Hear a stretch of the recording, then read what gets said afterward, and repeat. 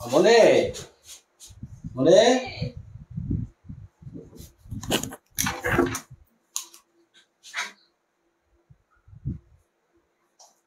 মনে জানে লিখতাম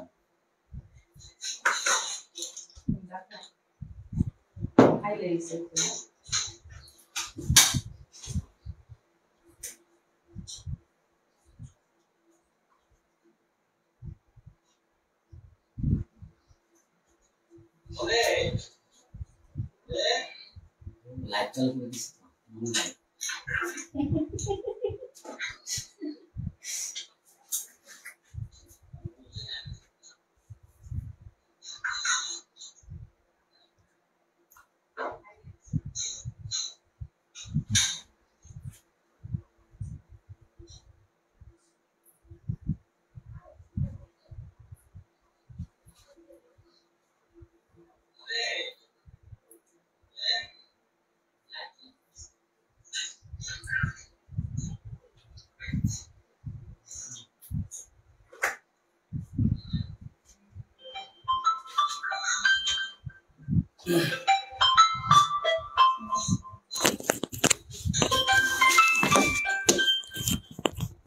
আসসালামু আলাইকুম সুপ্রিয় ভবিষ্যৎ আইনজীবীগণ,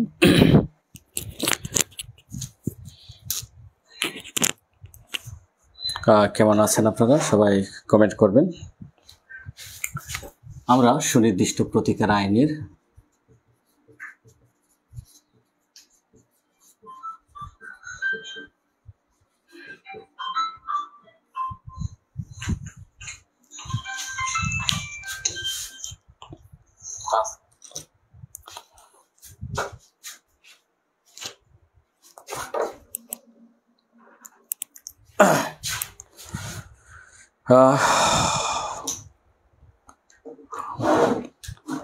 অনেকে যুক্ত আছেন। অল ক্লিয়ার স্যার, তাহমিনা ইসলাম। ওকে, সাউন্ড ক্লিয়ার আছে কিনা একটু কমেন্ট করবেন। সবাই একটু কমেন্ট করবেন যে সাউন্ড ক্লিয়ার শোনা যাচ্ছে কিনা, ভিডিও ক্লিয়ার দেখা যাচ্ছে কিনা। মায়া হাসান যুক্ত আছেন।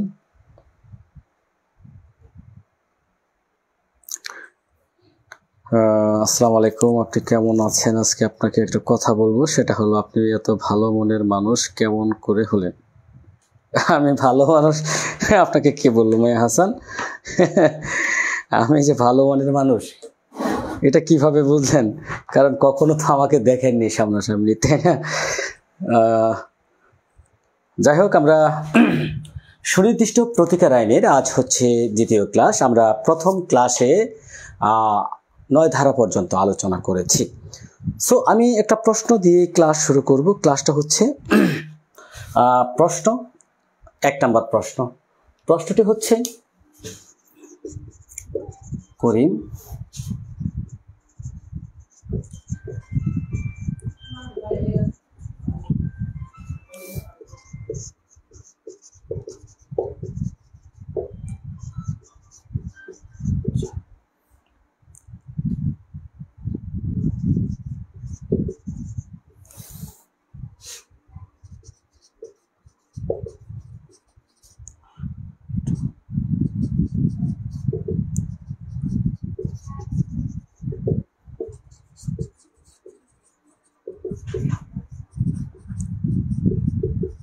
সিম্পল প্রশ্ন করলাম, দেখি কে উত্তর করতে পারেন।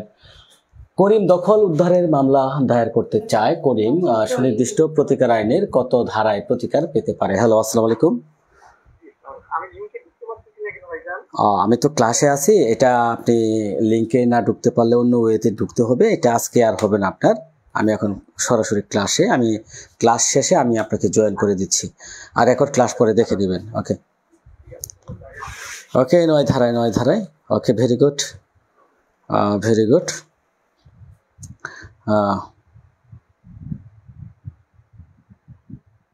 ওকে, যাই হোক,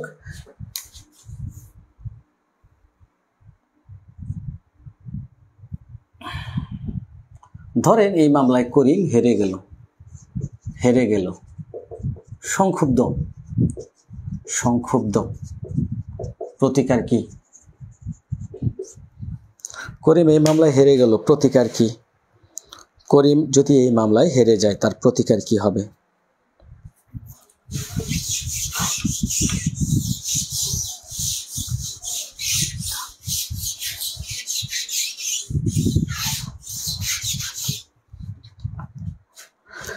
করিম যদি এই মামলায় হেরে যায় তাহলে এখানে করিমের প্রতিকারটা কি?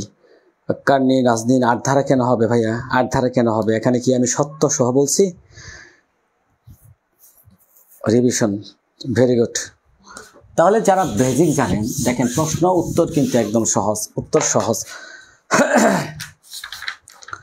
বেসিক জানলে উত্তর সহজ। ওকে,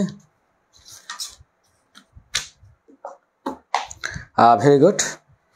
আমরা আজ আলোচনা করব ধারা 12 থেকে।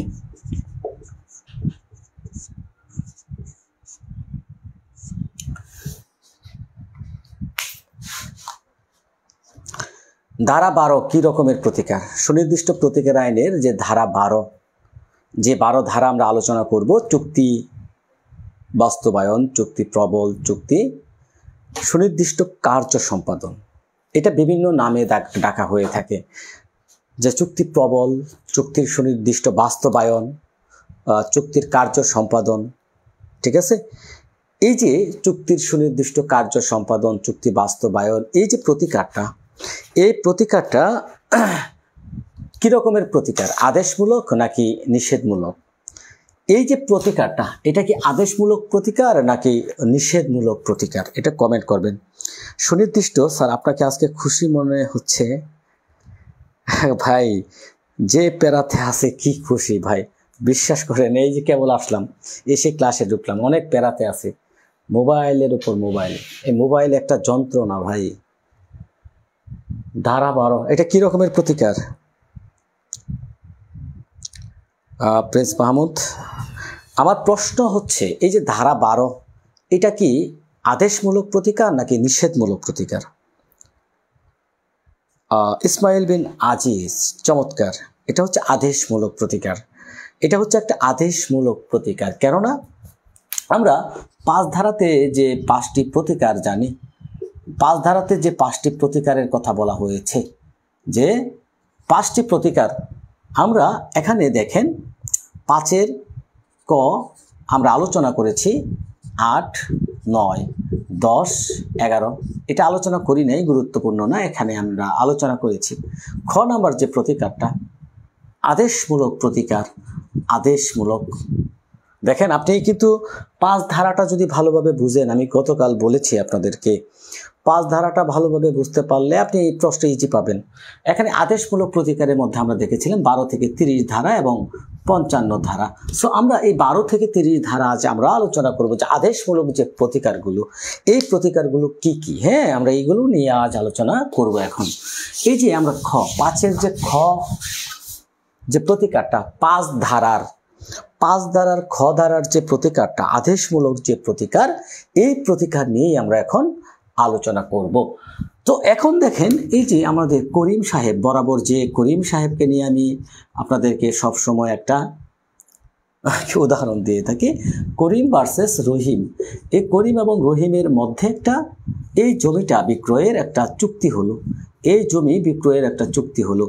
এই চুক্তি মোতাবেক দেখা যাচ্ছে করিম সাহেব হচ্ছেন এই জমির মালিক, তিনি হচ্ছেন এটা বিক্রেতা, তিনি বিক্রেতা। রহিম হচ্ছেন ক্রেতা। এই যে একটা বিক্রয় চুক্তি তাদের মধ্যে হলো, এই বিক্রয় চুক্তি তাদের মধ্যে সম্পাদিত হওয়ার পরে করিম সাহেব বললেন যে না, আমি এই জমি বিক্রয় করব না, আমি এই জমি বিক্রিটা করব না। কে বললেন? করিম সাহেব। এখন এই যে রহিম সাহেব, যেহেতু একটা ভূমি বিক্রয়, স্থাবর সম্পত্তি বিক্রয়ের চুক্তি, এখানে রহিম সাহেব কিন্তু করিম সাহেবকে বাধ্য করতে পারবেন এই চুক্তিটা বলবৎ করার জন্য। এই যে চুক্তিটা বলবৎ করার জন্য বাধ্য করা যাবে, আদালত এই যে আদেশমূলক যে প্রতিকারটা এখানে দিবেন, 5 খ ধারার যে বিধানটা, 5 ধারার খতে যে বলা হচ্ছে যে আদেশমূলক প্রতিকার, এখানে এই যে চুক্তিটা যদি যে কোনো একটা পক্ষ ভঙ্গ করতে পারে, করিমও যদি বিক্রি করতে অস্বীকার করে অথবা রহিম ক্রয় করতে অস্বীকার করে, চুক্তি হওয়ার পরে এখানে উভয় পক্ষের মধ্যে যে কোনো একটা পক্ষ এই চুক্তিটা বলবৎ করার জন্য, এই যে সুনির্দিষ্ট কার্য সম্পাদনের জন্য আদালতে তারা কি করতে পারে? মামলা দায়ের করতে পারে। আমরা এই 12 ধারাটা আজকে প্রথমে আলোচনা করব। 12 ধারার একটা ব্যাখ্যা আছে, আপনারা দেখবেন। এই ব্যাখ্যাটাতে বলা হচ্ছে স্থাবর বিক্রয় চুক্তি অবশ্যই এটা বলবৎযোগ্য। দেখেন, আলোচনা করব। তারপরে আমরা এই যে আজকের 12 ধারা, এখানে কি বলা হচ্ছে? যেসব ক্ষেত্রে চুক্তির কার্য সম্পাদন কার্যকরযোগ্য। আদালত কয়টি ক্ষেত্রে এই যে চুক্তি সম্পাদন অবশ্যই কার্যকর করবেন, কার্যকরযোগ্য, এগুলো কিন্তু আবার স্বেচ্ছাধীন ক্ষমতা, এটা আমরা বলবো। যে সকল ক্ষেত্রে চুক্তির, দেখেন বলো, যে সকল ক্ষেত্রে সুনির্দিষ্ট কার্য সম্পাদন কার্যকরযোগ্য।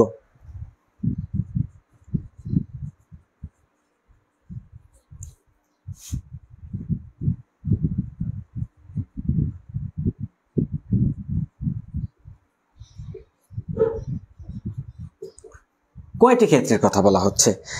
ইতিমধ্যে কিন্তু আমাদের এখানে প্রিন্স মাহমুদ উত্তর দিয়ে দিয়েছেন যে সুনির্দিষ্ট কার্য সম্পাদন কার্যকর করা যায় মোট 4টি ক্ষেত্রে।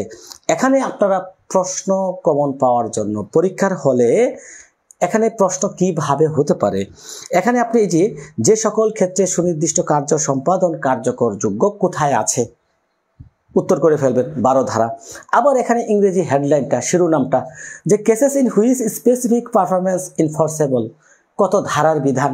এই যে হেডলাইনটা মানে শিরোনাম, একটা ধারার যে গুরুত্বপূর্ণ ধারাগুলো আছে, এখানে ধারার শিরোনামটা ইংরেজি দিয়ে হেডলাইনটা মনে রাখার চেষ্টা করবেন। এই যে cases in which specific performance enforceable, কত ধারার বিধান, এটা আপনাকে অবশ্যই লিখে ফেলবেন, লিখবেন খাতাতে। হ্যাঁ, এগুলো থেকে প্রশ্ন হতে পারে। কয়টি ক্ষেত্রে কার্যকরযোগ্য, কয়টি ক্ষেত্রে কার্যকরযোগ্য। এখানে বলা হচ্ছে 4টি ক্ষেত্রে। হ্যাঁ, 4টি ক্ষেত্রে ইতিমধ্যে আমরা জানি। এই 4টি ক্ষেত্রে আপনাকে প্রশ্ন হতে পারে। তাহলে এই 4টি ক্ষেত্র কোনগুলো দেখেন। এখানে 1 নম্বর বলা হচ্ছে যে যখন সম্মতিভুক্ত কার্য সম্পাদন পুরোপুরি বা আংশিক একটি ওসি বা জিম্মার অন্তর্ভুক্ত থাকে, ওসি বা ট্রাস্টির জিম্মার অন্তর্ভুক্ত থাকে। যে সম্মতিভুক্ত কার্য সম্পাদন পুরোপুরি বা আংশিক ওসি বা জিম্মার অন্তর্ভুক্ত, তাহলে যে কার্য সম্পাদন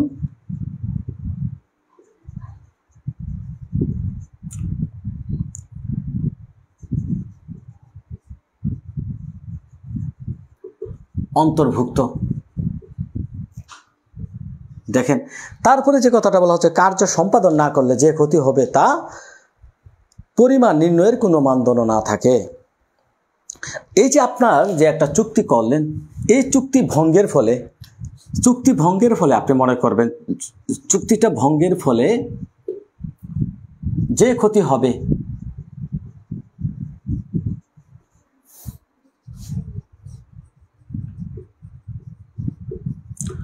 কোনো মানদণ্ড যদি না থাকে, মানদণ্ড,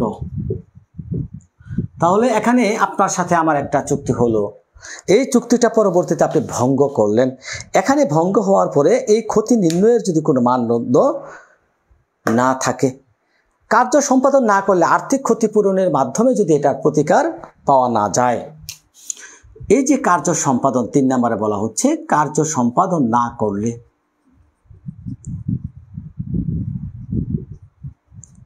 আর্থিক ক্ষতিপূরণের মাধ্যমে পর্যাপ্ত প্রতিকার লাভ করা যায় না।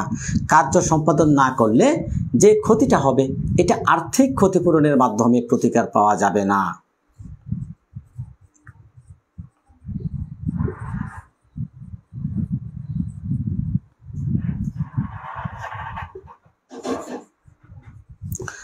এবং 4 নম্বরে বলা হচ্ছে ক্ষতিপূরণ। হ্যাঁ, আর্থিক ক্ষতিপূরণ পাওয়ার যদি কোনো সম্ভাবনাই না থাকে, আর্থিক ক্ষতিপূরণ পাওয়ার সম্ভাবনা না থাকলে এই যে 4টি ক্ষেত্র আপনারা লিখে ফেলেন কমেন্টে। ওসি মানদণ্ড না, ক্ষতি না পাওয়ার, ক্ষতি প্রতিকার কম। রাজীব বিশ্বাস রাজও কিন্তু চমৎকারভাবে লিখে ফেলেছেন যে 4টি ক্ষেত্রে এখানে চুক্তির সুনির্দিষ্ট কার্য সম্পাদন করা যাবে। অর্থাৎ আদালত যখন দেখবেন এই 4টি কারণের যে কোনো একটি, তখন কিন্তু এখানে আদালত তার স্বেচ্ছাধীন ক্ষমতা বলে এই চুক্তিটা অবশ্যই কি করবেন, বলবৎ করবেন, কার্যকর করবেন, সম্পাদনের আদেশ দিবেন। বলবৎ, কার্য সম্পাদন, বলবৎ করতে পারেন। 4টি ক্ষেত্র কি, যে কার্য সম্পাদন ওসি বা জিম্মার অন্তর্ভুক্ত, চুক্তি ভঙ্গের ফলে যে ক্ষতি হবে, এই ক্ষতি নির্ণয়ের মানদণ্ড না থাকলে, কার্য সম্পাদন না করলে আর্থিক ক্ষতিপূরণ এর মাধ্যমে এই প্রতিকারটা দেওয়া যাবে না, বা আর্থিক ক্ষতিপূরণ পাওয়ার যদি সম্ভাবনাই না থাকে, এই 4টি ক্ষেত্রে এখানে আদালত চুক্তির সুনির্দিষ্ট কার্য সম্পাদন করতে পারেন। এখানে আমাদের আরো যা যা মনে রাখতে হবে, এই 4টি তো মনে রাখবেন। হ্যাঁ, এই 4টি তো লিখিতর জন্য গুরুত্বপূর্ণ। আরো যা মনে রাখবেন, এই যে চুক্তি বাস্তবায়নের মামলা, কত বছরের মধ্যে মামলাটা করতে হবে, যা মনে রাখবেন। এখানে আপনাকে যা মনে রাখতে হবে, আমার এই বইয়ে কিন্তু এইভাবে দেওয়া আছে, রাখতে হবে। দেখেন, যা মনে রাখতে হবে, এখানে অবশ্যই এই মামলাটা কি করতে হবে, একটা বৈধ চুক্তি দেখাতে হবে আপনাকে। বৈধ চুক্তি হতে হবে।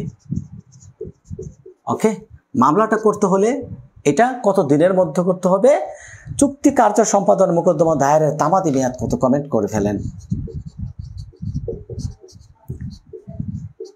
তামাদি মেয়াদ কত, 1 বছর। অনুচ্ছেদ 113, অ্যাড ভ্যালোরাম কোর্ট ফি দিতে হবে।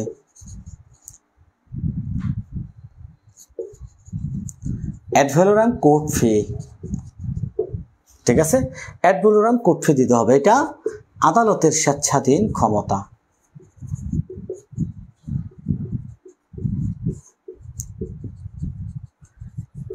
এই যে দেখেন, আপনারা এইগুলো মনে রাখবেন। হ্যাঁ, এইগুলো মনে রাখবেন। প্রশ্ন হলে এই যে 4টি, আমি যে কথাটা বললাম, 12 ধারা থেকে ধরেন প্রশ্ন হলো, বেসিকটা কেন জানবেন, বেসিকটা কেন, এই যে 12 ধারা, এইটুকু আপনি জানলে যেভাবে প্রশ্ন করা হোক না কেন আপনি উত্তর করতে পারবেন। ইংরেজিতে হেডলাইনটা মনে রাখবেন। তারপরে যে সকল ক্ষেত্রে চুক্তি কার্য সম্পাদন কার্যকরযোগ্য, অর্থাৎ এই চুক্তি বাস্তবায়ন, চুক্তি বলবৎ, চুক্তি প্রবল, যাই বলি না কেন, চুক্তি প্রবল হতে পারে, চুক্তি বাস্তবায়ন, চুক্তি কার্যকর, সুনির্দিষ্ট কার্য সম্পাদন ইত্যাদি ইত্যাদি এই নামে ডাকা হয়ে থাকে। এখানে যে সকল ক্ষেত্রে চুক্তি সুনির্দিষ্ট কার্য সম্পাদন করা যায়, কার্যকরযোগ্য 12 ধারা। ইংরেজি হেডলাইন মনে রাখবেন, cases in which specific performance enforceable. কত ধারার বিধান, কয়টি ক্ষেত্রে প্রযোজ্য, 4টি ক্ষেত্রে। 4টি ক্ষেত্রে, হ্যাঁ, 4টি ক্ষেত্রে প্রযোজ্য। এটা 4টি ক্ষেত্রে আদালত এটা করে থাকেন। যা মনে রাখতে হবে, বৈধ চুক্তি হতে হবে, 1 বছরের মধ্যে মামলা করতে হবে, অ্যাড ভ্যালোরাম কোর্ট ফি দিতে হবে। এটা আদালতের একটা স্বেচ্ছাধীন ক্ষমতা। এর বাইরে কি হবে প্রশ্ন, এর বাইরে কি প্রশ্ন হওয়ার সুযোগ আছে, কমেন্ট করবেন। এর বাইরে কি প্রশ্ন হবে, দেখেন কয়েকটা প্রশ্ন হয়েছে। চুক্তির সুনির্দিষ্ট প্রতিকার আইনের কোন ধারায় চুক্তি প্রবলের কথা বলা আছে, চুক্তি প্রবলের কথা কত ধারায় আছে দেখেন। এর বাইরে প্রশ্ন হবে না।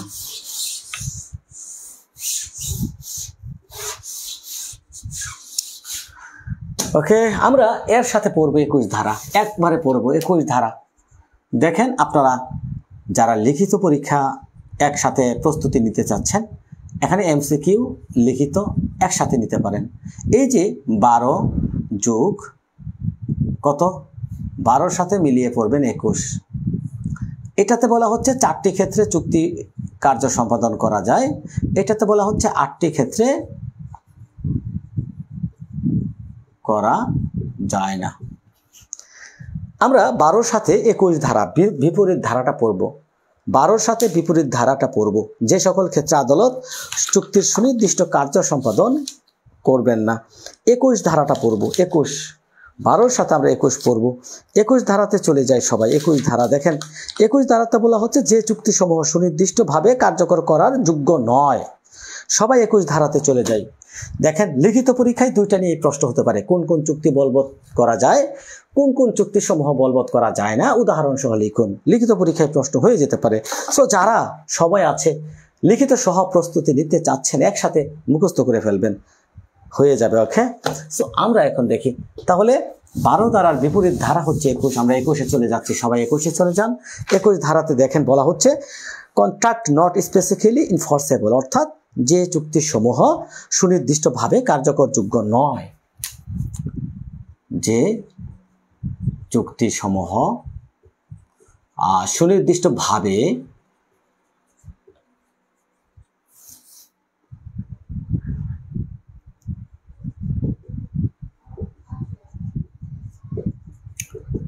তাহলে এটা সুনির্দিষ্ট প্রতিকার আইনের কত ধারায় চুক্তির সুনির্দিষ্ট কার্য সম্পাদন কার্যকরযোগ্য নয়? সুনির্দিষ্ট প্রতিকার আইনের কত ধারায় বলা হয়েছে?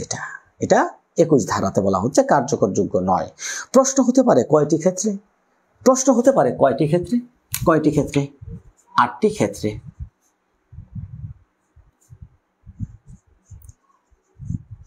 এই 8টি ক্ষেত্রে চুক্তির সুনির্দিষ্ট কার্য সম্পাদন কার্যকরযোগ্য নয়। 8টি আপনারা মুখস্থ করে ফেলবেন। হ্যাঁ, 21 ধারা, ভেরি গুড। 8টি ক্ষেত্রে চুক্তির সুনির্দিষ্ট কার্য সম্পাদন কার্যকরযোগ্য নয়। যারা লিখিত পরীক্ষায় একসাথে প্রস্তুতি নিতে চাচ্ছেন, এটাও মুখস্থ করে ফেলবেন। 8টা ক্ষেত্র। এখন দেখেন, 12 ধারার সাথে যুগিয়ে 21 ধারা মিলিয়ে পড়েন। এখানে আপনার 100% একটা কমন। এটা কি মিস আছে? আমার সাথে একটু আপনারা বলেন তো দেখি। 21 ধারা আর আপনি যদি 12 ধারাটা পড়েন একসাথে মিলিয়ে, এখান থেকে একটা প্রশ্ন কমন পড়া মিস আছে। কোথা থেকে প্রশ্ন কমন হবে আমি তো বলেই দিচ্ছি যে এই জায়গা থেকে প্রশ্ন একটা কমন।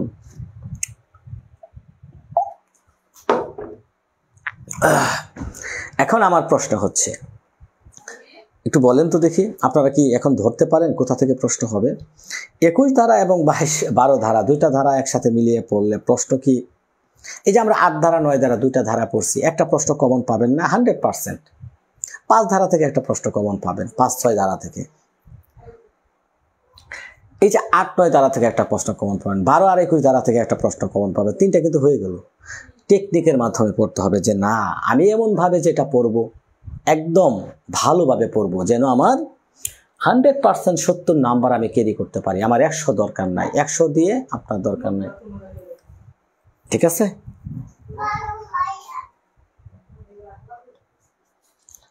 ওকে, তাহলে দেখেন 8টি ক্ষেত্রে চুক্তির সুনির্দিষ্ট কার্য সম্পাদন কার্যকরযোগ্য নয়। কোন কোন 8টি ক্ষেত্রে একটু আমরা দেখে নিই চট করে। ওকে, চট করে দেখেন, যে চুক্তি কার্যকর না হলে আর্থিক ক্ষতিপূরণ পর্যাপ্ত, অর্থাৎ যে ক্ষতিপূরণ, যে চুক্তিটা কি করা যায়, যে চুক্তি আর্থিক ক্ষতিপূরণের মাধ্যমে প্রতিকার দেওয়া যায়, আর্থিক ক্ষতিপূরণের মাধ্যমে প্রতিকার পাওয়া সম্ভব, অর্থাৎ যে চুক্তিটা আপনি আর্থিক ক্ষতিপূরণের মাধ্যমে প্রতিকার দেওয়া যাবে, আদালত কিন্তু তখন আর্থিক ক্ষতিপূরণ দিবে। এটা সুনির্দিষ্ট কার্য সম্পাদন করবেন না। যে চুক্তি এত জটিল, যে চুক্তির সুনির্দিষ্ট কার্য সম্পাদন করা যাবে না, বা যে চুক্তি পক্ষসমূহের যোগ্যতার উপর নির্ভরশীল, এমন একটা চুক্তি, এই চুক্তিটা হচ্ছে একটা জটিল চুক্তি এবং যেটা ব্যক্তিগত যোগ্যতার উপর নির্ভরশীল,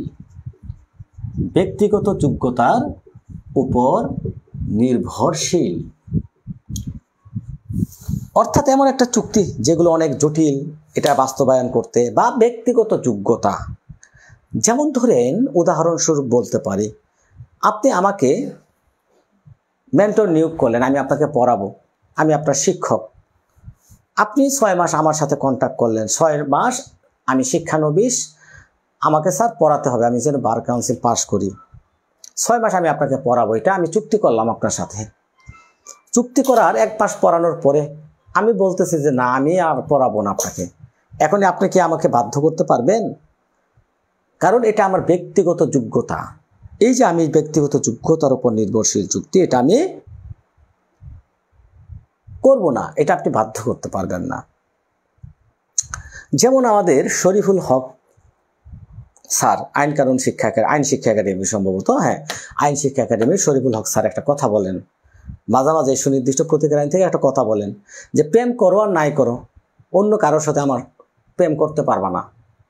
প্রেম করো আর নাই করো, অন্য কারোর সাথে তুমি করতে পারবা না। এই ধারাটার সাথে আপনি মিলিয়ে 57 ধারাটা পড়ে নিতে পারি একসাথেই। 57 ধারা, অর্থাৎ এখানে প্রেম করো আর না করো,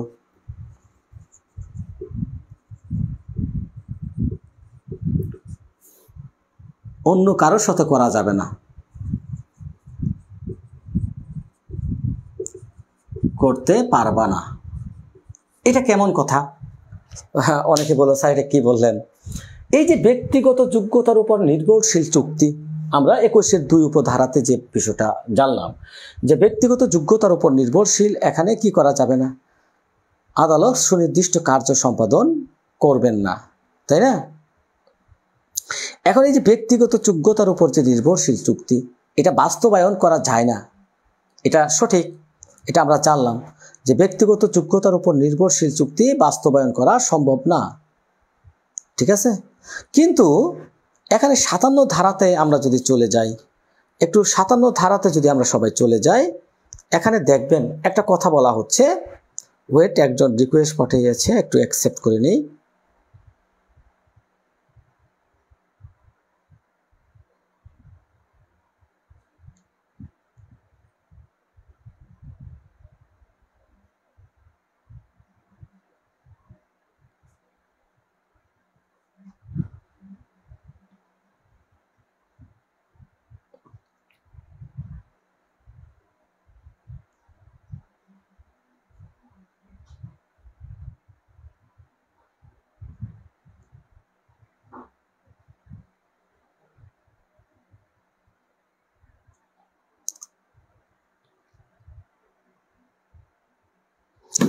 হ্যাঁ, যা বলছিলাম, এই যে 57 ধারাটা নেতিবাচক চুক্তি পালনে নিষেধাজ্ঞা, অর্থাৎ প্রেম করো আর না করো, তুমি অন্য কারোর সাথে করতে পারবা না। অর্থাৎ এখানে আপনার সাথে আমার একটা চুক্তি হলো, ধরেন আমাদের এই সাকিব আল হাসানকে দিয়ে আমি একটা উদাহরণ দিই। সাকিব আল হাসান, এই সাকিব আল হাসান একটা ক্রিকেটার, আমরা ইতিমধ্যে সবাই চিনি একে। সাকিব আল হাসান ক্রিকেটার। এই ক্রিকেটার ধরেন আপনার ঢাকা ক্লাবের সাথে, ঢাকা ডাইনামাইটস বা ঢাকা ক্লাবের সাথে বিপিএল খেলার জন্য চুক্তিবদ্ধ হলো।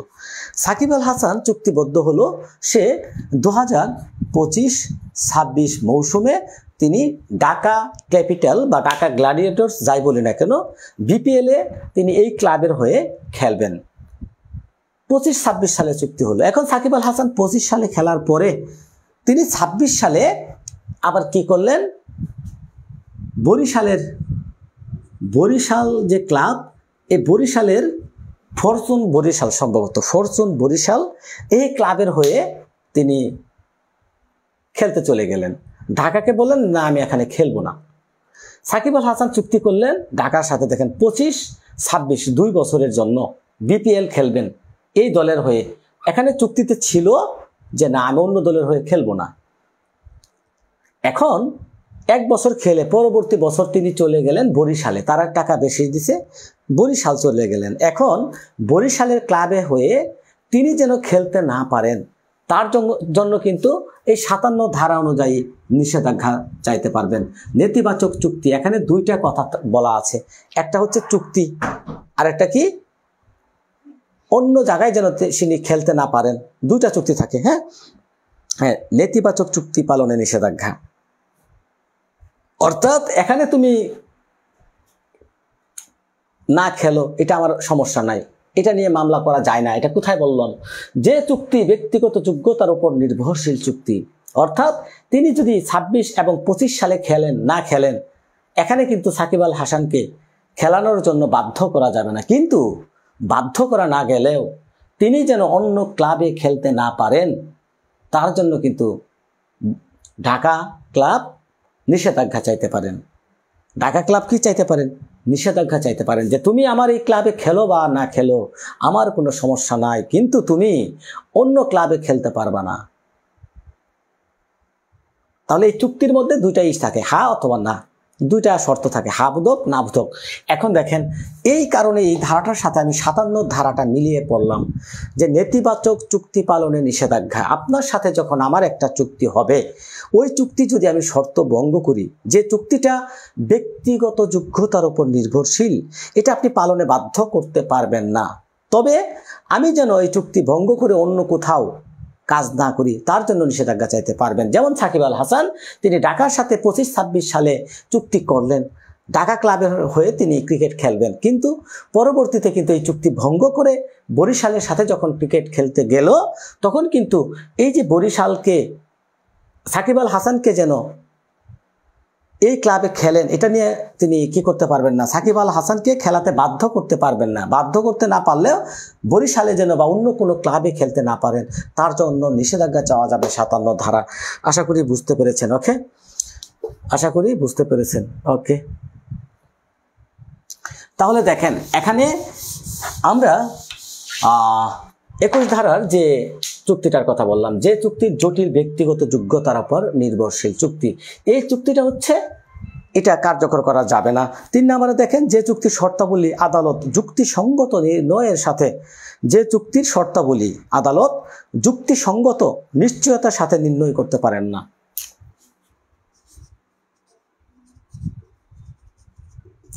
এই চুক্তির শর্তগুলো এমন যে শর্তগুলো আদালত যুক্তিসঙ্গত না।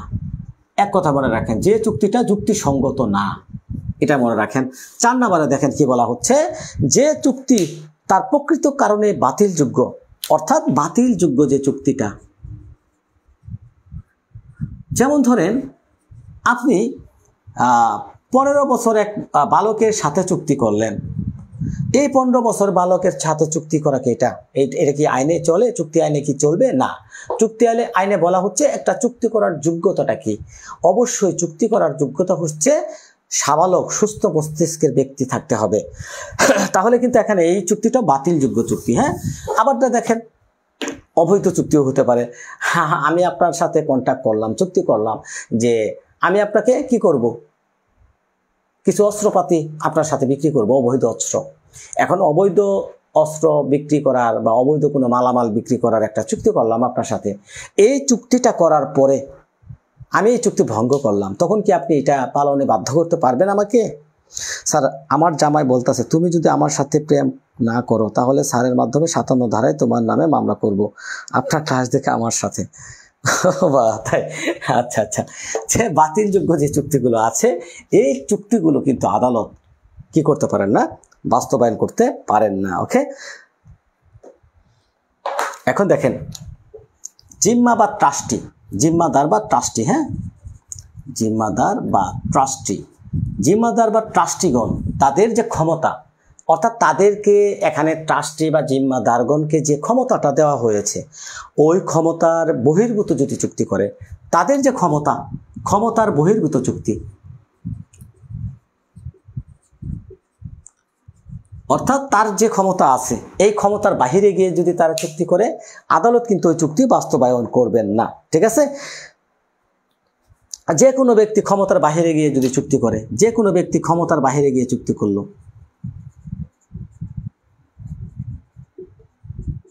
সেটাও আদালত বাস্তবায়ন করবেন না। 7 নম্বরে যে চুক্তিটার কথা বলা হচ্ছে, যে চুক্তি সম্পাদন করতে 3 বছর নিরবিচ্ছিন্ন 3 বছরের বেশি সময় লাগে, যে চুক্তি সম্পাদন করতে 3 বছরের বেশি সময় লাগে। হ্যাঁ, আবার 8 নম্বরে যে কথাটা বলা হচ্ছে, দেখেন যে চুক্তির বিষয়বস্তু চুক্তি স্বাক্ষরিত হওয়ার পূর্বেই বিলুপ্ত, যে চুক্তির বিষয়বস্তু একটি অংশ, মানে একটা চুক্তি যখন আপনি আমার সাথে করবেন, এই চুক্তিটা স্বাক্ষরিত হওয়ার আগেই যদি ওটা বিলুপ্ত হয়ে যায়, অর্থাৎ চুক্তির বিষয়বস্তু বিলুপ্ত হলে, চুক্তির বিষয়বস্তু বিলুপ্ত,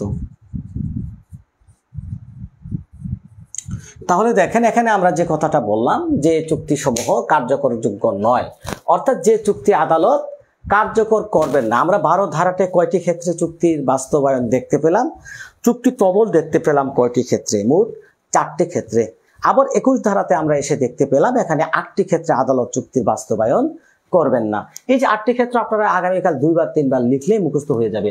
যে চুক্তি আর্থিক ক্ষতিপূরণের মাধ্যমে প্রতিকার দেওয়া সম্ভব, আদালত দেখবেন এই চুক্তিটা আর্থিক ক্ষতিপূরণের মাধ্যমে প্রতিকার দেওয়া সম্ভব কিনা।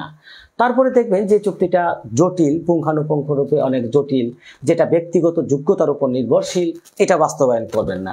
যে চুক্তির শর্ত যুক্তিসঙ্গত না, বাতিলযোগ্য কোনো চুক্তি, জিম্মাদার ট্রাস্টের অন্তর্ভুক্ত যারা ক্ষমতা বহির্ভূত চুক্তি করে, যে কোনো ব্যক্তি ক্ষমতার বাইরে গিয়ে চুক্তি করলে, যে চুক্তি একটা দেখা যাচ্ছে এমন একটা চুক্তি ক্রমাগতভাবে সেটা সম্পাদন করতে 3 বছরের সময়ের বেশি লেগে যায়, ওই চুক্তি আদালত বাস্তবায়ন করবেন না।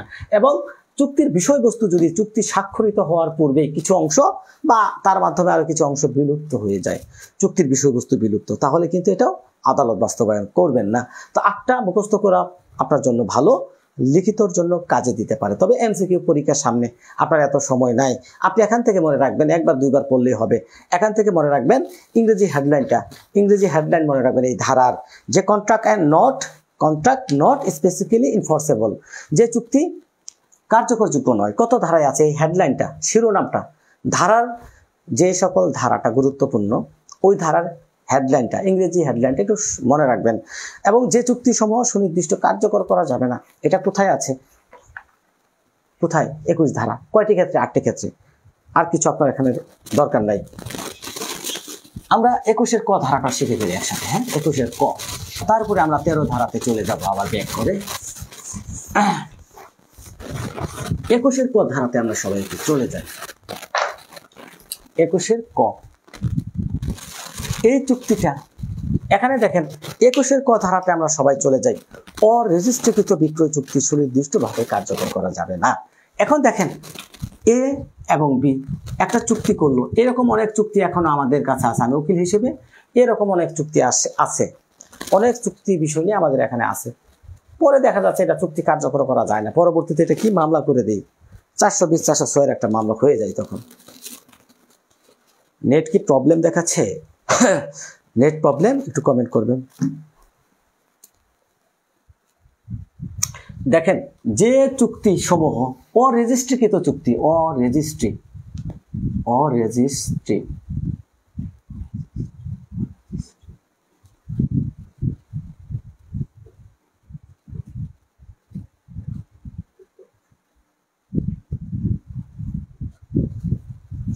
অরেজিস্ট্রি চুক্তি বাস্তবায়নযোগ্য নয়, সুনির্দিষ্টভাবে কার্যকর করা যাবে না। এই যে অরেজিস্ট্রিকৃত চুক্তি, একটা চুক্তি যখন অরেজিস্ট্রি, এই যে একটা চুক্তি করলো, এই জমিটা, একটা জমি, এই ভূমিটা বিক্রয় চুক্তি করলো, ধরেন বিক্রয় চুক্তি। এখন এই জমিটা বিক্রয় চুক্তিটা করলো, এটা রেজিস্ট্রি করলো না, এটা অরেজিস্ট্রি চুক্তি। এটা কি? এটা সুনির্দিষ্ট কার্যকর করা যাবে না।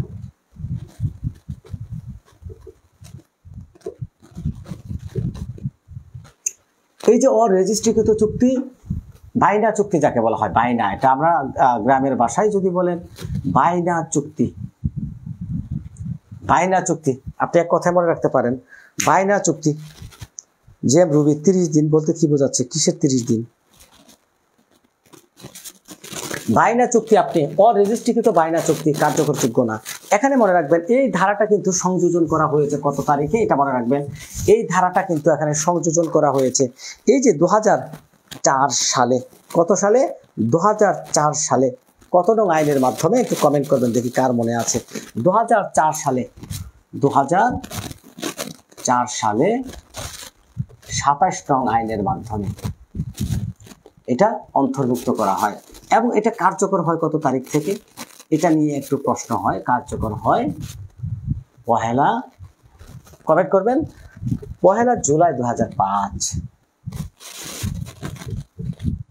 এখান থেকে দেখেন প্রশ্ন হতে পারে, এখান থেকে প্রশ্ন হতে পারে যে এটা কার্যকর হয় কত তারিখে? অরেজিস্ট্রিকৃত চুক্তি কার্যকরযোগ্য নয়, এটা কার্যকর হয় 1 জুলাই, পাস হয় 2004 সালে, পাস এটা নিয়ে প্রশ্ন হতে পারে, বিভ্রান্তিতে হতে পারে, প্রশ্ন হতে পারে। এমন দেখেন একটা প্রশ্ন হয়েছে যে 1 জুলাই 2004 তারিখে একটি অরেজিস্ট্রিকৃত চুক্তি, 1 জুলাই এরকম একটা প্রশ্ন হয়েছে, 1 জুলাই 2004 একটা অরেজিস্ট্রি চুক্তি, এটা কি কার্যকর করা যাবে?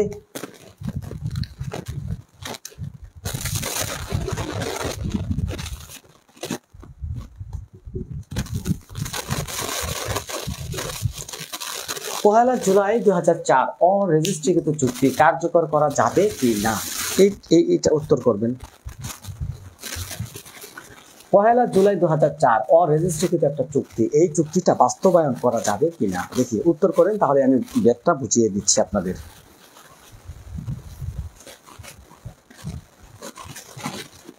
হ্যাঁ, দীপিকা ঘোষ পল্লী।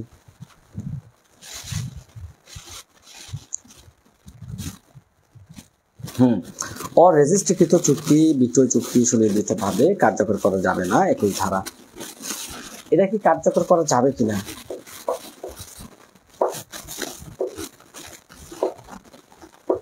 ভেরি গুড, যাবে। রত্না নদী কেন বললেন যাবে না? রত্না নদী কেন যাবে না? দেখেন 1 জুলাই 2005, এই যে 1 জুলাই 2005 এর পূর্বে যত তারিখ দিয়ে আপনি এখানে প্রশ্ন করবেন, এর পূর্বে তারিখ দিয়ে যদি প্রশ্ন করে 1 জুলাই 2005, একটা বিষয় মনে রাখবেন, এটা ভুল করবেন আপনারা যদি প্রশ্ন হয়, এটা ভুল করবেন। হাসনা হেনাও বলছেন না, অনেকে যে রুমিও বলছেন না। দেখেন আপনি এটা কার্যকর করা যাবে, আমি যে প্রশ্নটা করেছি কার্যকর করা যাবে, আমি জানি কয়েকজন ভুল করবেন। এখন আপনি এখান থেকে মনে রাখবেন 1 জুলাই 2005 এই তারিখের পরে যদি হয় 1 জুলাই 2005, প্রবলেমেটিক প্রশ্ন এটা দিয়ে হতে পারে লিখিত পরীক্ষায়।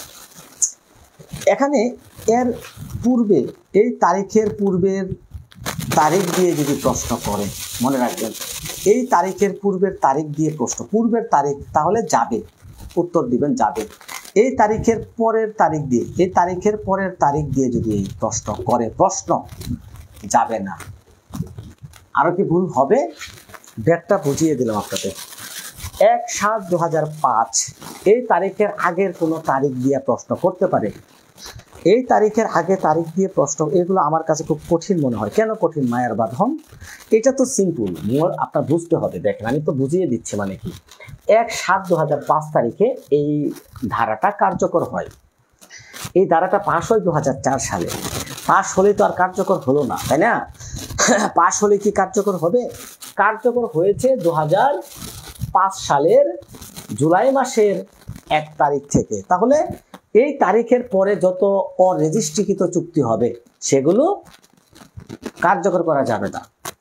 আর 1/7/2005 1 জুলাই 2005 আগে যদি অরেজিস্ট্রিকৃত বাইনা চুক্তিগুলো অরেজিস্ট্রিকৃত থাকতো, তবুও এটা কার্যকর করা যেত। সাউন্ড কি সমস্যা হচ্ছে? আপনারা বলেন তো একটু, সবাই কমেন্ট করে, সাউন্ড কি সমস্যা? কার্যকর হলো না, তাই না? পাশ হলে কি কার্যকর হবে?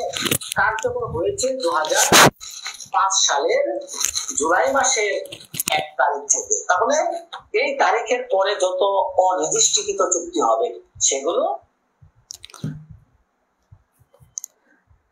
এখন কি সাউন্ডের সমস্যা আছে কিনা? এখন কি সাউন্ডের সমস্যা আছে কিনা একটু কমেন্ট করবেন। অরেজিস্ট্রিকৃত থাকতো, তবুও এটা কার্যকর করা যেত। সাউন্ড কি সমস্যা হচ্ছে?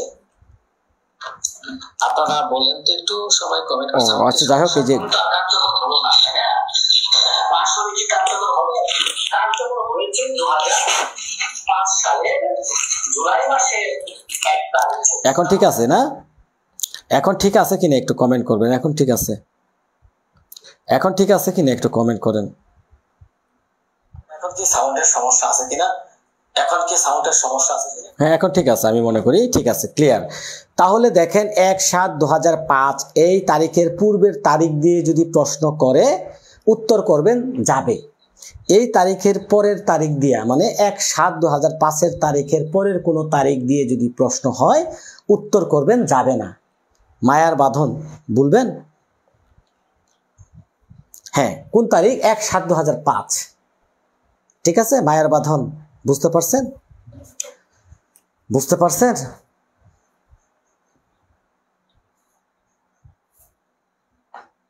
এখানে দুইটা শর্ত আছে। এই মামলাটা দায়ের করতে হলে দুইটা শর্ত আছে। দুইটা শর্ত কি? এই মামলাটা দায়ের করতে হলে দুইটা শর্ত এখানে যাবেন। চুক্তিটি লিখিত এবং রেজিস্ট্রিকৃত হতে হবে। চুক্তি লিখিত ও রেজিস্ট্রিকৃত হতে হবে এবং দেখেন চুক্তির বিনিময় মূল্যের বাকি অংশ আদালতে জমা দিতে হবে। চুক্তির মূল্যের বাকি টাকা আদালতে জমা দিয়ে মামলাটা দায়ের করতে হবে।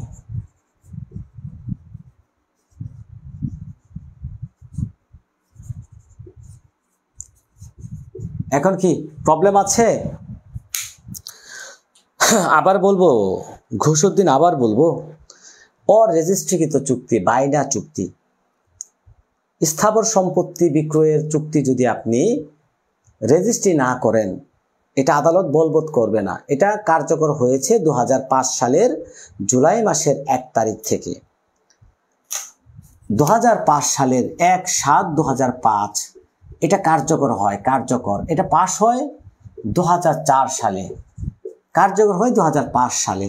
এই তারিখের আগে, এই তারিখ মানে 1/7/2005 তারিখের আগে যে কোনো একটা তারিখ দিয়ে প্রশ্ন করতে পারে যে এটা কার্যকর করা যাবে নাকি যাবে না। উত্তর দিবেন যাবে। এই তারিখের আগে যদি তারিখ হয়, মানে পূর্বের তারিখ দিয়ে প্রশ্ন করে, এই তারিখের পরের তারিখ দিয়ে প্রশ্ন করলে যাবে না, কারণ এই তারিখ থেকে কার্যকর হয়েছে এই ধারাটা। অর্থাৎ তখন আপনার মামলা করতে হলে অবশ্যই রেজিস্ট্রিকৃত চুক্তি লাগবে। অরেজিস্ট্রিকৃত কোনো চুক্তি কার্যকর করা যাবে না। আশা করি বুঝতে পেরেছেন। হ্যাঁ, তাহলে আমরা 12, 21, 21-এর ক দুইটা ধারা খুবই গুরুত্বপূর্ণ। আশা করি এখান থেকে দুইটা প্রশ্নই থাকে। এই 3টা ধারা থেকে দুইটা প্রশ্নই করা হয়ে থাকে। হ্যাঁ, আমার মনে হয় এই ধারাগুলো সবচাইতে মোস্ট ইম্পর্টেন্ট। আমরা চলে যাচ্ছি 13 ধারা। সবাই চলে যাবেন 13 ধারা। যে চুক্তির বিষয়বস্তু আংশিকভাবে বিলুপ্ত। হ্যাঁ, যে চুক্তির বিষয়বস্তু 13 ধারাতে চলে যাচ্ছি। যে চুক্তির বিষয়বস্তু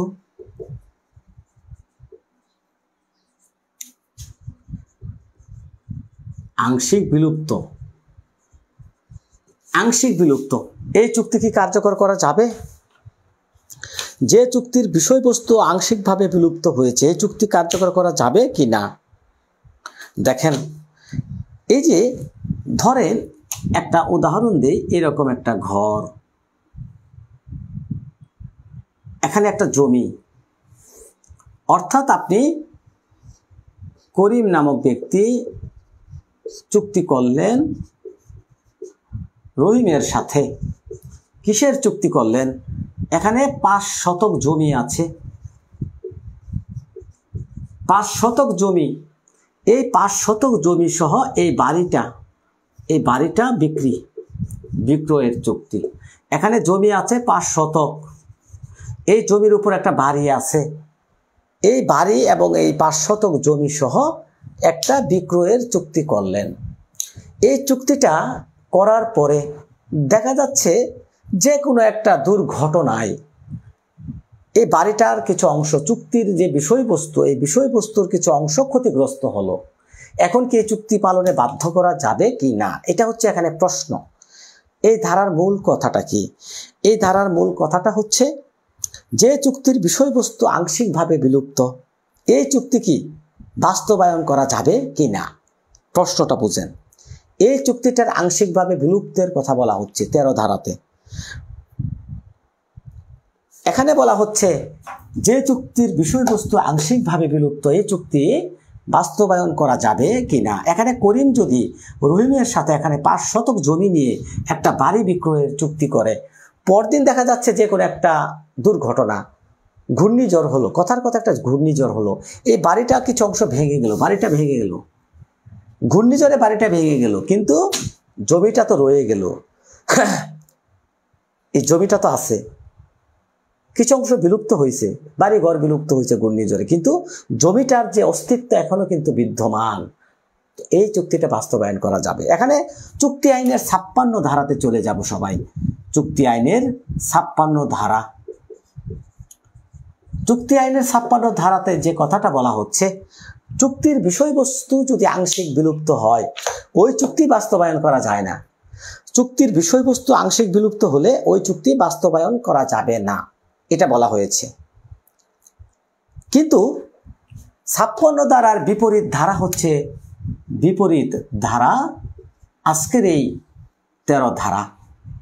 বোঝাতে পেরেছি? 56 ধারাতে বলা হচ্ছে চুক্তির আংশিক বিষয়বস্তু বিলুপ্ত হলে ওইটা সম্পাদন করা যায় না। এটা কোথায় বলা হয়েছে? চুক্তি আইনের 56 ধারাতে। কিন্তু আমাদের সুনির্দিষ্ট প্রতিকার আইনের 13 ধারাতে বলা হচ্ছে চুক্তির বিষয়বস্তু আংশিক বিলুপ্ত হলেও ওই চুক্তি সম্পাদন করতে বাধ্য করা যাবে। উদাহরণটা এইরকম, বুঝতে পেরেছেন কিনা কমেন্ট করবেন। এটা বাধ্য করা যাবে।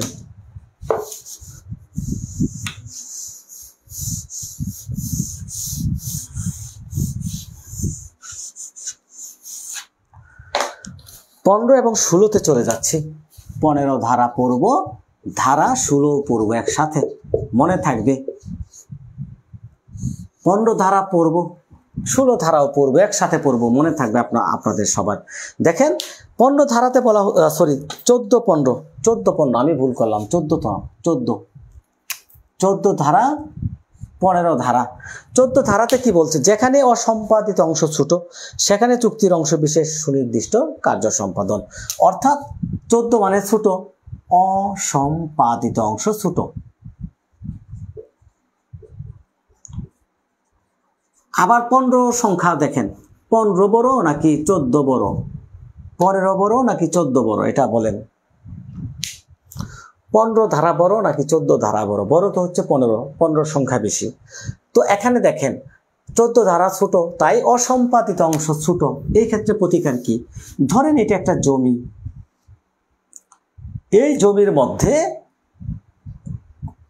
করিম বিক্রি করলো রহিমের কাছে।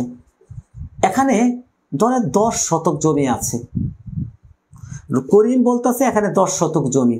জমিটা একটা চুক্তি হলো, বিক্রয়ের চুক্তি হওয়ার পরে দেখা যাচ্ছে এখানে 2 শতক জমি, ছোট অংশ, ছোট এই অংশ হচ্ছে অন্য জনের মালিকানা, অর্থাৎ তার ভাইয়ের মধ্যে চলে গেছে অথবা তার বোনের এখানে ওয়ারিশ আছে। এই 2 শতাংশ সে বিক্রি করতে পারতেছে না। তাহলে দেখা যাচ্ছে 2 শতক গেলে এখানে আরো 8 শতক বাকি থাকে। তাহলে অসম্পাদিত মানে এই সম্পত্তিতে 2 শতকের মধ্যে করিমের সত্ত্ব সমস্যা আছে, এখানে তার মালিকানায় সমস্যা, এখানে তার সত্ত্ব নিয়ে ঝামেলা আছে। তো সত্ত্ব নিয়ে যদি ঝামেলা থাকে তাহলে তো তিনি এখানে ছোট অংশটুকু বিক্রি করতে পারেন না। তো এই ছোট অংশ যদি বিক্রি করতে না পারেন, অসম্পাদিত অংশ কিন্তু বড়, সম্পাদিত অংশ কিন্তু বড়, তাহলে অসম্পাদিত অংশ ছোট, সম্পাদিত বড়। এটা মনে রাখবেন, দুইটা বিষয়। অসম্পাদিত ছোট, অসম্পাদিত অংশ ছোট, সম্পাদিত বড়, মানে বড় অংশ কিন্তু এখনো বিদ্যমান। এটা কিন্তু চুক্তি পালনে বাধ্য করা যাবে। উভয় পক্ষকে বাধ্য করতে পারবেন। উভয় পক্ষ অসম্পাদিত অংশ ছোট হলেও সম্পাদিত অংশ যদি বড় থাকে, এখানে কি করা যাবে? এই চুক্তির সম্পাদন বাধ্য করা যাবে, এটা আদালত মঞ্জুর করবেন। হ্যাঁ, আবার 15 ধারাতে বলছে অসম্পাদিত অংশ বড়, অসম্পাদিত অংশ বড়। এটা কেমন? ধরেন এটাও জমি, আমরা আবার উদাহরণ দেই। এ নামক ব্যক্তি বি নামক ব্যক্তির সাথে বিক্রয় চুক্তি করলো। চুক্তি করার পরে দেখা যাচ্ছে এখানে 7 শতক জমি অসম্পাদিত, মানে এটাতে তার মালিকানা সমস্যা। ধরেন মালিকানাতে সমস্যা, সে এই চুক্তি করার পরে এটা লিখে দিতে পারবে না, এটা অন্য জনের সম্পত্তি এরকম। তাহলে এখানে 3 শতক ছোট অংশ। এখানে কি বলা হচ্ছে? এই চুক্তি পালনে বাধ্য করা যাবে কিনা? এখানে চুক্তি পালনে বাধ্য করা যাবে। দেখেন 15 ধারাতে যে কথাটা বলা হচ্ছে, বাদী পক্ষ যদি বাকি কার্য সম্পাদনের দাবি পরিত্যাগ করে এবং কাজে ত্রুটি বা বিবাদী কর্তৃক চুক্তি ভঙ্গের জন্য ক্ষতিপূরণের দাবি পরিত্যাগ করে, তাহলে এটা যাবে। তাহলে এখানে কিন্তু ক্রেতা আর বিক্রেতা দুইটা বিষয় আছে, এটা মনে রাখবেন। এখানে যিনি ক্রেতা তাকে কিন্তু বাধ্য করতে পারবেন না, যে ক্রেতা তাকে আপনি বাধ্য করতে পারবেন না, কিন্তু ক্রেতা বিক্রেতাকে বাধ্য করতে পারবে। আপনি ক্রেতাকে বাধ্য করতে পারবেন না, ক্রেতা বিক্রেতাকে বাধ্য করা যাবে। ওকে, তো এখানে আপনি মনে রাখবেন যে 13 ধারাতে আমরা পড়লাম অসম্পাদিত অংশ বিলুপ্ত, কিছু অংশ বিলুপ্ত হলে চুক্তির বিষয়বস্তুর আংশিক বিলুপ্ত 13 ধারা। 14 ধারাতে ছোট অংশ অসম্পাদিত, 15 ধারাতে অসম্পাদিত অংশ যদি বড় হয়, এইগুলো মনে রাখবেন, তাহলে আপনি এখান থেকে প্রশ্ন কমন পেয়ে যাবেন। ওকে, তাহলে আমরা এখান থেকে যে বিষয়টা জানলাম 13, 14, 15, 13, 14, 15 আবারও যদি পড়ি 13, একবারে মনে রাখেন 13, 14, 15 বড় অংশ অসম্পাদিত, অসম্পাদিত অংশ বড়, অসম্পাদিত অংশ ছোট, অসম্পাদিত অংশ ছোট। এখানে কি বলা হচ্ছে 13 ধারাতে? 13 ধারাতে বলা হচ্ছে চুক্তির বিষয়বস্তু বিলুপ্ত, চুক্তির বিষয়বস্তু আংশিক বিলুপ্ত। তিনটা মনে থাকবে? হ্যাঁ, রাইট রাইট, জেএম রবি। 16 ধারাতে ক্রেতা মামলা করতে পারবে, বিক্রেতা করতে পারবে না। বিক্রেতার তো সমস্যা, বেশি অংশ অসম্পাদিত, সেই কারণেই। তাহলে 13 ধারাতে চুক্তির বিষয়বস্তু আংশিক বিলুপ্ত। এটা আবার 56 ধারার ব্যতিক্রম, চুক্তি আইনের অসম্পাদিত অংশ ছোট, সম্পাদিত অংশ বড়। হ্যাঁ, সম্পাদিত অংশ বড়, কিন্তু এখানে বড় মনে রাখবেন। তাহলে অসম্পাদিত অংশ বড় হলে সম্পাদিত ছোট। কি বুঝতে পারলেন? প্রবলেম হলে কমেন্ট করবেন। ধারা মনে রাখেন না, বারবার লিখতে হবে, তাহলে মনে থাকবে ভাই। ধারা মনে না থাকলে কিভাবে হবে? এখন দেখেন 16 ধারা, 16 ধারাতে কি বলা হচ্ছে? এখানে চুক্তির স্বতন্ত্র অংশের সুনির্দিষ্ট কার্য সম্পাদন। স্বতন্ত্র অংশ, দেখা যাচ্ছে আপনি এই জমিটা নিয়ে চুক্তি করলেন, এই জমিটা নিয়েও চুক্তি করলেন, আবার এখানে আরেকটা জমি নিয়ে চুক্তি করলেন। তাহলে স্বতন্ত্র না, একটা থেকে একটা আলাদা, একটা থেকে একটা আলাদা। 3টা জমি নিয়ে চুক্তি করলেন। 16 ধারাতে যে কথাটা বলা হচ্ছে, 16 ধারাতে যে কথাটা বলা হচ্ছে, ধরেন 3টা, এখানে এইটুকু বিক্রি করব, এইটুকু, এইটুকু, 3টা জমি আছে না এখানে? স্বতন্ত্র অংশ, স্বতন্ত্র, আলাদা। এখন দেখা যাচ্ছে এই জমিটা নিয়ে সমস্যা, এটা চুক্তি সম্পাদন করতে যাচ্ছে না, বা এটা নিয়েও সমস্যা, এটা কিন্তু বাকি আছে। তাহলে এটার জন্য আপনি মামলা করতে পারবেন, এটা কার্য সম্পাদনের জন্য মামলা করা যাবে। চুক্তির স্বতন্ত্র অংশের কার্য সম্পাদন।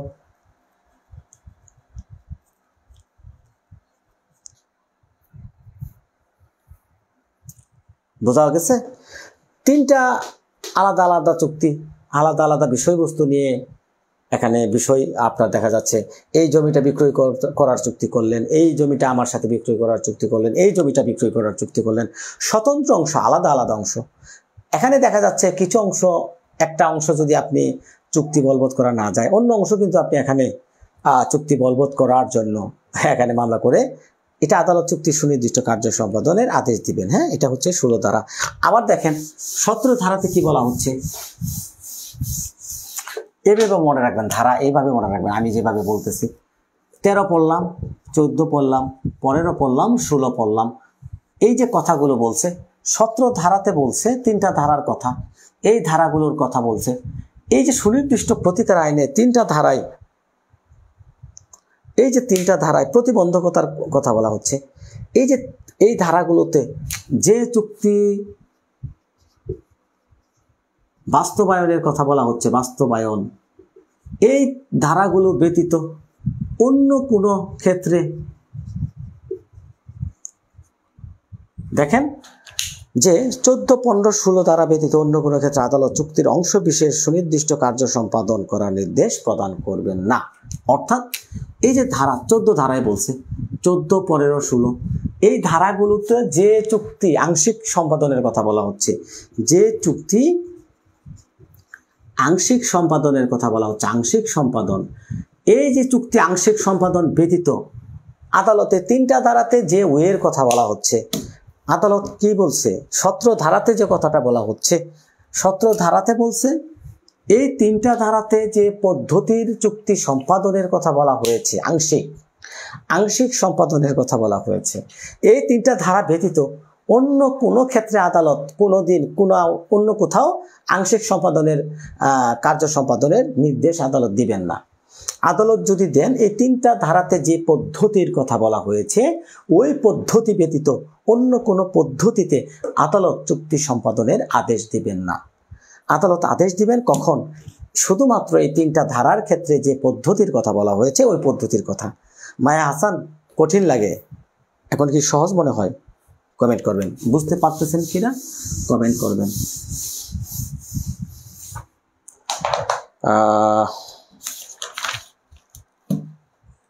দেখেন, প্রতিপূর্ণ সত্য সম্পূর্ণ বিক্রেতার বিরুদ্ধে ক্রেতার অধিকার।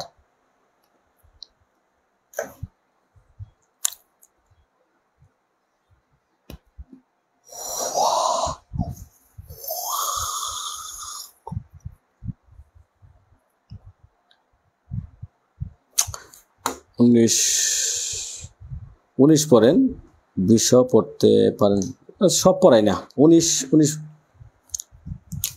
পড়েন। কতিপয় ক্ষেত্রে ক্ষতিপূরণ মঞ্জুরের ক্ষমতা।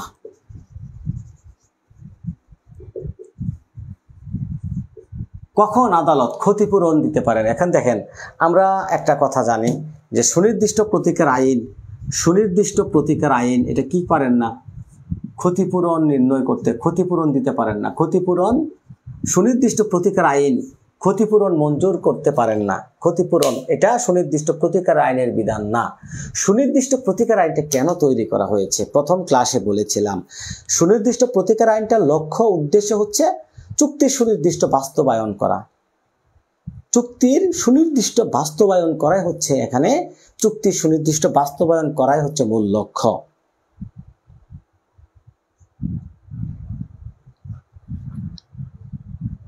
হ্যাঁ, আংশিক সম্পাদন দিবেন না। 14, 15, 16 ধারার যে পদ্ধতি ওই পদ্ধতিতে করবেন, অন্য কোনো ক্ষেত্রে করবেন না। কতিপয় ক্ষেত্রে ক্ষতিপূরণ মঞ্জুরের ক্ষমতার কথা বলা হচ্ছে। আমরা জানি সুনির্দিষ্ট প্রতিকার আইনটা হচ্ছে এমন একটা যেটার কাজ হচ্ছে চুক্তির বাস্তবায়ন, চুক্তির সুনির্দিষ্ট সম্পাদন। প্রথমবার যে ক্লাস করেছিলাম ওই সময় বুঝতে পারি নাই, কিন্তু এখন বুঝতে পারি স্যার। এটাই প্রমাণ হলো যত গুড় তত মিষ্টি। আচ্ছা, চমৎকার কমেন্ট দেওয়ার জন্য অসংখ্য ধন্যবাদ জানাচ্ছি। হ্যাঁ, অসংখ্য ধন্যবাদ জানাচ্ছি। এখন বুঝতে পারছেন, তাই না?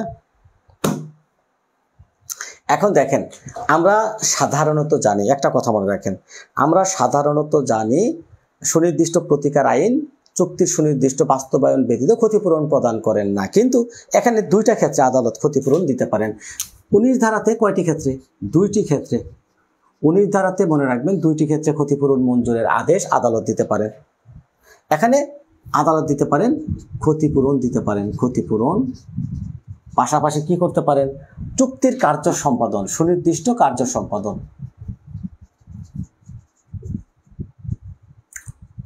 অথবা দিতে পারেন কি? দেখেন, সুনির্দিষ্ট কার্য সম্পাদন বা ক্ষতিপূরণ।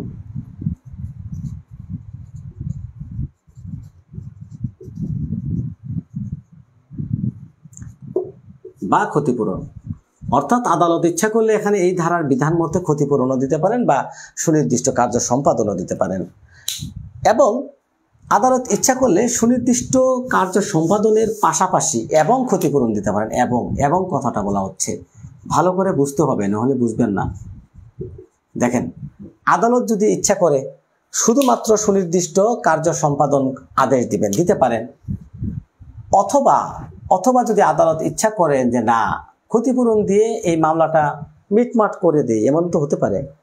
ক্ষতিপূরণ দিয়ে মামলা মিটমাট করে দেয়, এটাও দিতে পারেন। এমনকি আদালত যদি মনে করেন যে সুনির্দিষ্ট প্রতিকার্য কার্য সম্পাদন মঞ্জুর করাই হবে, সুনির্দিষ্ট কার্য সম্পাদন করব, পাশাপাশি হচ্ছে ক্ষতিপূরণের আদেশও প্রদান করব। সুনির্দিষ্ট কার্য সম্পাদন করব, পাশাপাশি ক্ষতিপূরণের আদেশ প্রদান করব। আদালত চাইলে দিতে পারেন। ঠিক আছে? এটা আদালতের একটা বিবেচনামূলক ক্ষমতা, রাইট? বিবেচনামূলক ক্ষমতা। এটা আদালতের বিবেচনামূলক ক্ষমতা। ওকে,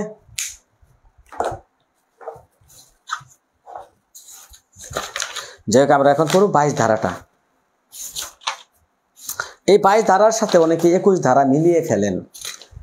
আমি মাঝে মাঝে দু একটা প্রশ্ন ফেসবুকে আপলোড করি, ফেসবুকে দিয়ে অনেকে দেখি যে উল্টা পাল্টা প্রশ্ন, কি প্রশ্নের উত্তর করে।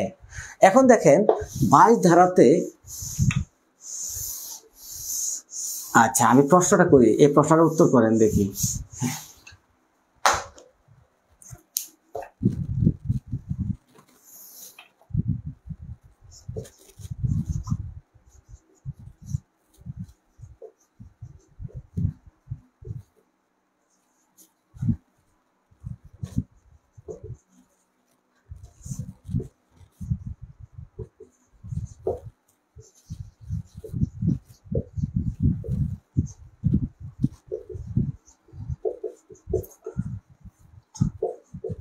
যাক, এতক্ষণ পড়ালাম, একটা প্রশ্ন করি। একটি বৈধ চুক্তি আদালত কার্যকর করতে অস্বীকার করেন কত ধারার বিধান মতে? অপশন ক 21, খ 21-এর ক, গ 22, ঘ 12। এটা উত্তর করেন। একটা বৈধ চুক্তি, হ্যাঁ ভেরি গুড, মাজহারুল ইসলাম, গতকাল বলেছিলাম স্যার আপনার কাছে পড়ার পর পাশ করব ইনশাল্লাহ। ইনশাল্লাহ আলহামদুলিল্লাহ বলি, ভালোভাবে পড়েন। একটি বৈধ চুক্তি আদালত কার্যকর করতে অস্বীকার করেন কত ধারার বিধান মতে? 21, 21-এর ক, 22, 12। অনেকক্ষণ পড়ালাম, একটু প্রশ্ন করি দেখি কে পারেন। একটা প্রশ্ন করি, শিরিন সুলতানা কেমন আছেন? খাদিজা আসাদুল ইসলাম আসাদ যুক্ত আছেন, সাইদ খান অনেকে যুক্ত আছেন, মুন্না।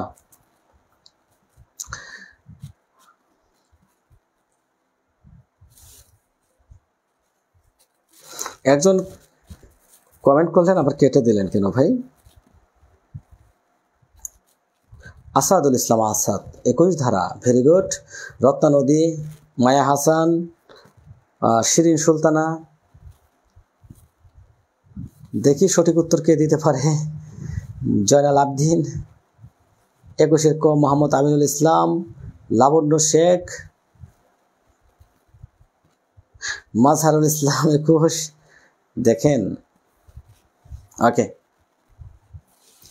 ওকে, যারা উত্তর দিচ্ছেন সকলকে ধন্যবাদ জানাচ্ছি।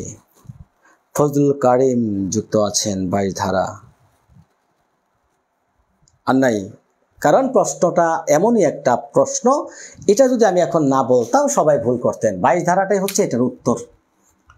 একটা বৈধ চুক্তি কখন আদালত বলবৎ করতে অস্বীকার করে? এই প্রশ্নটা করলে অনেকেই ভুল করে, 100% থেকে 70%, 80% ভুল করে। এটা কেমন, আমি কেন বললাম এটা মনে রাখবেন। এটা অনেকেই ভুল করে, অনেক বইও দেখলাম এটা মাঝে মাঝে দু একটা ভুল করছে। দেখেন 22 ধারাতে হচ্ছে আদালতের বিবেচনামূলক ক্ষমতার কথা, ডিসক্রিশন অফ দ্য কোর্ট। 21-এর ক বলছেন অনেকে, আবার 21-এর ক। এখন দেখেন 22 ধারাটা, 22 ধারা, এখানে আদালতের বিবেচনামূলক ক্ষমতার কথা বলা হচ্ছে। সুনির্দিষ্ট কার্য সম্পাদনের ডিক্রি প্রদানের ক্ষেত্রে আদালতের ইচ্ছাধীন ক্ষমতা, অর্থাৎ এই যে সুনির্দিষ্ট কার্য সম্পাদন, আদালত একটু ভালো করে খেয়াল করবেন, হ্যাঁ, লিখিতর জন্য আপনার হয়ে যাবে, আমার লেকচার দিয়ে আপনি লিখিত পরীক্ষায় লিখতে পারবেন।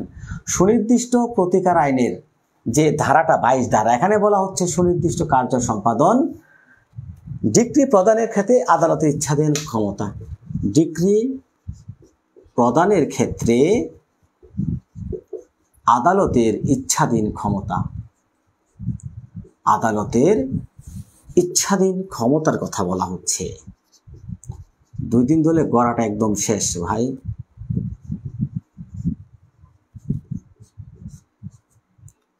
এটা কেমন? এই ধারা অনুযায়ী একটা বৈধ চুক্তি, আমি যে প্রশ্নটা করলাম, একটা বৈধ চুক্তি আছে, ধরেন বৈধ চুক্তি, এই বৈধ চুক্তি বলবৎ করতে অস্বীকার করতে পারে। যেমন ধরেন এ নামক ব্যক্তি এই একটা বাড়ি বিক্রয়ের চুক্তি করলো। বাড়ি তো হচ্ছে স্থাবর সম্পত্তি, আমরা জানি। স্থাবর বিক্রয় চুক্তি কি বলবৎযোগ্য। এ বি এর সাথে এই বাড়ি বিক্রয়ের চুক্তি করলো, বাড়ি বিক্রয়ের চুক্তি। তাহলে এটা কি স্থাবর চুক্তি না? স্থাবর সম্পত্তি বিক্রয়ের চুক্তি। এটা একটা বৈধ চুক্তি।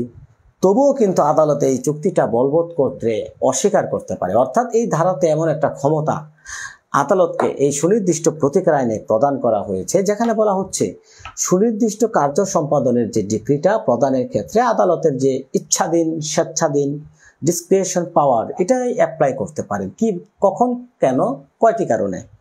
কখন পারেন, কয়টি কারণে পারেন, কি কারণে পারেন। এখানে বলা হচ্ছে আদালত দুইটি কারণে এখানে এই যে ইচ্ছাধীন ক্ষমতা বা স্বেচ্ছাধীন ক্ষমতা প্রয়োগ করতে পারেন। আদালত কয়টি ক্ষেত্রে? 22 ধারা অনুযায়ী 2টি ক্ষেত্রে আদালত একটা বৈধ চুক্তি ডিক্রি না দেওয়ার ক্ষেত্রে বিবেচনামূলক ক্ষমতা প্রয়োগ করতে পারেন। কয়টি ক্ষেত্রে? কমেন্ট করবেন। এই ধারায় বলা হচ্ছে 2টি ক্ষেত্রে আদালত একটা বৈধ চুক্তি বলবৎ করতে অস্বীকার করতে পারেন। 2টি ক্ষেত্রে। 2টি ক্ষেত্রে। 1 নম্বর হচ্ছে, দেখেন বলা হচ্ছে বিবাদের প্রতি বাদীর অন্যায় সুবিধা থাকলে। বিবাদের প্রতি বাদীর অন্যায় সুবিধা।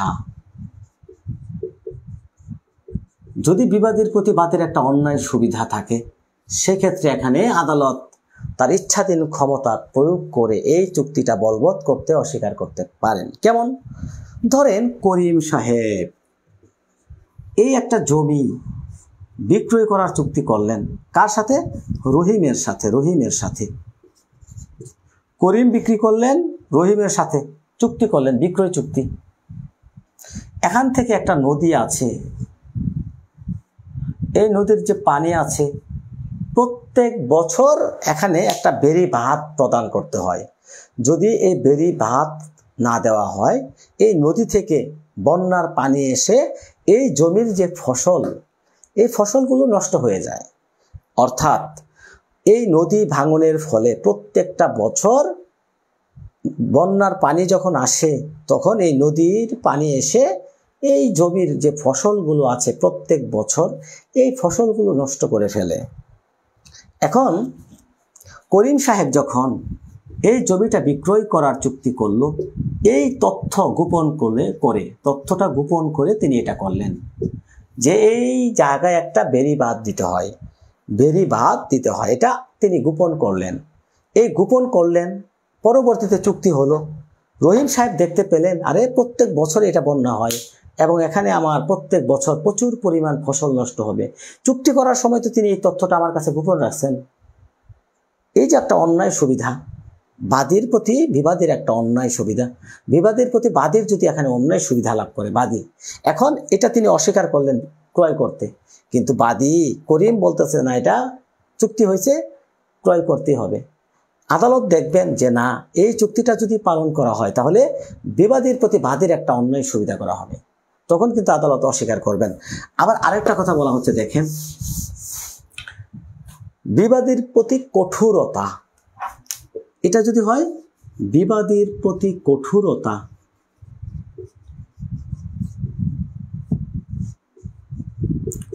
বিবাদের প্রতি যদি এটা কঠোরতা হয়, কঠোরতা, তখন আদালত এটা বৈধ চুক্তি হওয়া সত্ত্বেও আদালত এটা বলবৎ করতে অস্বীকার করবেন। কখন করবেন? ধরেন রহিম সাহেব একটা বাড়ি বিক্রয়ের চুক্তি করলো, বাড়ি, এই বাড়িটা হচ্ছে 5 শতক জমির উপর, 5 শতক। করিম এখানে তিনি ক্রয় করার চুক্তি করলেন, ক্রয় করার চুক্তি। এখন রহিম সাহেব, এটা স্থাবর সম্পত্তি, তাই না? স্থাবর সম্পত্তি, বাড়ি। এখন রহিম সাহেব এই যে চুক্তিটা পালন করতে অস্বীকার করলেন, তিনি বিক্রেতা। এই বিক্রেতা এটা বিক্রি করতে অস্বীকার করলেন, অস্বীকার। তাহলে এখানে করিম কি চুক্তি ভঙ্গের মামলা করতে পারে না? অবশ্যই কিন্তু পারে। রহিম সাহেব যখন এই জমিটা, এই বাড়িটা বিক্রি করার চুক্তি করলেন করিমের সাথে, বিক্রি করার চুক্তি হওয়ার পরে এখানে রহিম সাহেব এই বিক্রিটা করতে পরবর্তীতে অস্বীকার করলেন, তখন করিম সাহেব কি মামলা করতে পারবে না চুক্তি বলবৎ করার জন্য 12 ধারায়? হ্যাঁ, অবশ্যই পারবে। হা লিখবেন। অবশ্যই কিন্তু করিম সাহেব চুক্তিটা বলবৎ করার জন্য মামলা করতে পারবেন, কারণ স্থাবর সম্পত্তি বিক্রয় চুক্তি আদালত এখানে বলবৎ করে থাকেন। এখন করিম সাহেব মামলা করলেন বাদী হয়ে, করিম সাহেব বাদী হয়ে মামলা করলেন। এখন রহিম সাহেব আদালতে তিনি ডিফেন্স করলেন, তিনি আদালতকে বললেন যে মাননীয় আদালত, এই 5 শতক জমি ব্যতীত আমার কোনো আর জমি নাই, আমার কোনো জমি আর নাই, এই জমির উপরই আমার বাড়ি, এই জমির উপরই আমার একমাত্র বাড়ি, এই বাড়িটার উপরেই আমার 3 জন সন্তান স্ত্রী সহ এখানে বসবাস করি। এখন আমি যদি এই বাড়িটা বিক্রি করে দেই, আমি যদি এই বাড়িটা বিক্রি করি, তাহলে আমাদের থাকার কোনো আর জায়গা থাকবে না। এটা অবশ্যই বৈধ চুক্তি, আমি এখানে চুক্তি করেছি বিক্রি করার জন্য, কিন্তু এই জমিটুকুই হচ্ছে আমার শেষ সম্বল। এইটুকু যদি আমি বিক্রি করে দেই, এটা কিন্তু আমার পরিবার পরিজন সন্তান স্ত্রী তাদেরকে নিয়ে রাস্তায় ফুটপাতে থাকতে হবে, এইটাই হচ্ছে আমার একমাত্র অবলম্বন। তাহলে এখানে কি হবে? এখানে অবশ্যই 5 শতক জমিটা একমাত্র সম্বল বিদায় আদালত এখানে কি করবেন? আদালত এখানে বলবে যে না, এই চুক্তিটা বলবৎ করা যাবে না, কারণ এই যে বিবাদের প্রতি কঠোরতা, কার প্রতি? বিবাদের প্রতি কঠোরতা। আবার কে বললেন স্যার এটা বাদীর প্রতি কঠোরতা হবে? বাদীর প্রতি না, বিবাদের প্রতি কঠোরতা, বিবাদের প্রতি কঠোরতা, ঠিক আছে? বাদীর প্রতি কেন হবে? বিবাদীকে এই বাড়িটা আমি বিক্রি করলাম, রহিমের এটা বাড়ি, রহিম এই বাড়িটা বিক্রি করলো, চুক্তি করলো, করিম এটা ক্রয় করার চুক্তি করলো, ক্রয়। আমি বুঝিয়ে দিচ্ছি, কে বললেন কমেন্টটা? ইয়াসমিন, একটু বুঝেন। এটা রহিম এই বাড়ির মালিক, রহিম হচ্ছেন এই বাড়ির মালিক, তিনি এই বাড়িটা বিক্রি করার জন্য করিমের নিকট চুক্তি করলেন, করিম। এখন করিমের নিকট চুক্তি করার পরে রহিম যদি এটা বিক্রয় করতে অস্বীকার করে, তখন বাদী কে হবে? এই চুক্তি বলবতের জন্য মামলা কে করবে? করিম তো মামলা করবে বাদী হয়ে। তাহলে বিবাদী কে এখানে? বিবাদী রহিম, রহিম হচ্ছেন বিবাদী, রহিম বিবাদী, বাদী হবে করিম। করিম বলবে রহিম আমার সাথে বাড়ি বিক্রয়ের চুক্তি করছে, এখন বিক্রি করে না স্যার, এটা বলবৎ করার জন্য মামলা করলো। তখন আদালতে যখন রহিম বলবে, তিনি তো বিবাদী, যে মাননীয় আদালত এই জমিটা একমাত্র সম্বল, এইটা বিক্রি করলে আমি রাস্তায় নামবো, পথে ঘুরবো, তখন কিন্তু আদালত এই চুক্তিটা যদি বলবৎ করে, তাহলে তিনি হচ্ছেন বিবাদী, তার প্রতি একটা অন্যায় সুবিধা কঠোরতা হয়ে যাবে। কঠোরতা হয়ে গেল না? কারণ রহিমের যে সন্তান স্ত্রী সে কোথায় থাকবে? এটাই হচ্ছে একমাত্র সম্বল। এই চুক্তিটা যদি আদালত বলবৎ করে, তখন বিবাদীর প্রতি একটা কঠোরতা হয়ে গেল না? আদালত মানবিক একটা বিষয় আছে, তখন কিন্তু আদালত তার স্বেচ্ছাধীন ক্ষমতা বলে এখানে একটা আদেশ দিবেন, ক্ষতিপূরণের একটা আদেশ। এই যে সান্ত্বনামূলক ক্ষতিপূরণ যাকে বলা হয়, সান্ত্বনামূলক ক্ষতিপূরণ, এই ক্ষতিপূরণের একটা আদেশ দিবেন যে না, এই বাড়িটা বিক্রি করা যাবে না, আপনি একটা ক্ষতিপূরণ নেন, চুক্তির একটা ক্ষতিপূরণ। এটাকে বলা হয় সুলাইটিয়াম, এটাকে বলা হয় সুলাইটিয়াম। সান্ত্বনামূলক একটা ক্ষতিপূরণের আদেশ দিবেন। বুঝতে পেরেছেন কিনা কমেন্ট করবেন। অর্থাৎ একটা বৈধ চুক্তি। এখানে দেখেন, বৈধ চুক্তি হওয়ার পরেও কিন্তু আদালতের একটা তার ইচ্ছাধীন ক্ষমতা, স্বেচ্ছাধীন ক্ষমতা, এটা আদালত বলবৎ করবেন না। কারণ বিবাদের প্রতি এখানে বাদীর যদি অন্যায় সুবিধা থাকে বা বিবাদীর প্রতি একটা কঠোরতা হয়ে গেল, আদালত যদি এই চুক্তিটা বলবৎ করার আদেশ দেন, তখন বিবাদীর প্রতি একটা কঠোর। তাহলে কি বুঝতে পারছেন? ইয়াসমিন রত্না, ধন্যবাদ স্যার, বুঝেছি। তাহলে এটাই হচ্ছে মূলত এখানে আদালত কি করবেন? সান্ত্বনামূলক ক্ষতিপূরণ হিসেবে সুলাইটিয়াম, হার্ডশিপ মানে কঠোরতা, রাইট? হার্ডশিপ মানে কঠোরতা হবে না। হ্যাঁ, আদালত অবশ্যই সবিবেচনায় এখানে একটা সান্ত্বনামূলক ক্ষতিপূরণের আদেশ দিবেন। এবং সুলাইটিয়াম যাকে বলা হয়, সুলাইটিয়াম কাকে বলে? এখানে একটা প্রশ্ন বিগত সালে আসছে যে স্পেসিফিক রিলিফ অ্যাক্টের 22 ধারায় কয়টি ক্ষেত্রে আদালত সুলাইটিয়ামের আদেশ দিতে পারেন? কয়টি ক্ষেত্রে সুলাইটিয়ামের আদেশ দেয়? সোলাটিয়াম। এটা দিয়ে আপনি 2 পাতা লিখতে পারবেন, আমি যতটুকু বললাম। যারা মনোযোগের সাথে শুনেছেন, উদাহরণ দিয়ে ভাই লিখে খাতা ভরে ফেলবেন। বেসিকটা জানতে হবে। এটা যে ভুল করলাম বলেই শিখতে পারলাম, আর কখনো ভুলটা হবে না স্যার। হ্যাঁ, বৈধ চুক্তি আদালত বলবৎ করতে অস্বীকার করে, এটাই হচ্ছে এই ধারার মূল বিষয়। হ্যাঁ, দেখেন এখন আমরা পড়ব 23 ধারা। 23 ধারা বুঝিনি স্যার, ক্লাসটা আবার দেখবেন মনোযোগের সাথে, আগামীকাল ঠান্ডা মাথায় বুঝবেন। 23 ধারার সাথে পড়ব আমরা 27 ধারা।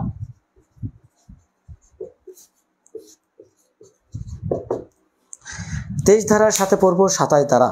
যারা সুনির্দিষ্ট কার্য সম্পাদন পেতে পারে, এই যে সুনির্দিষ্ট কার্য সম্পাদন কে পেতে পারে? সুনির্দিষ্ট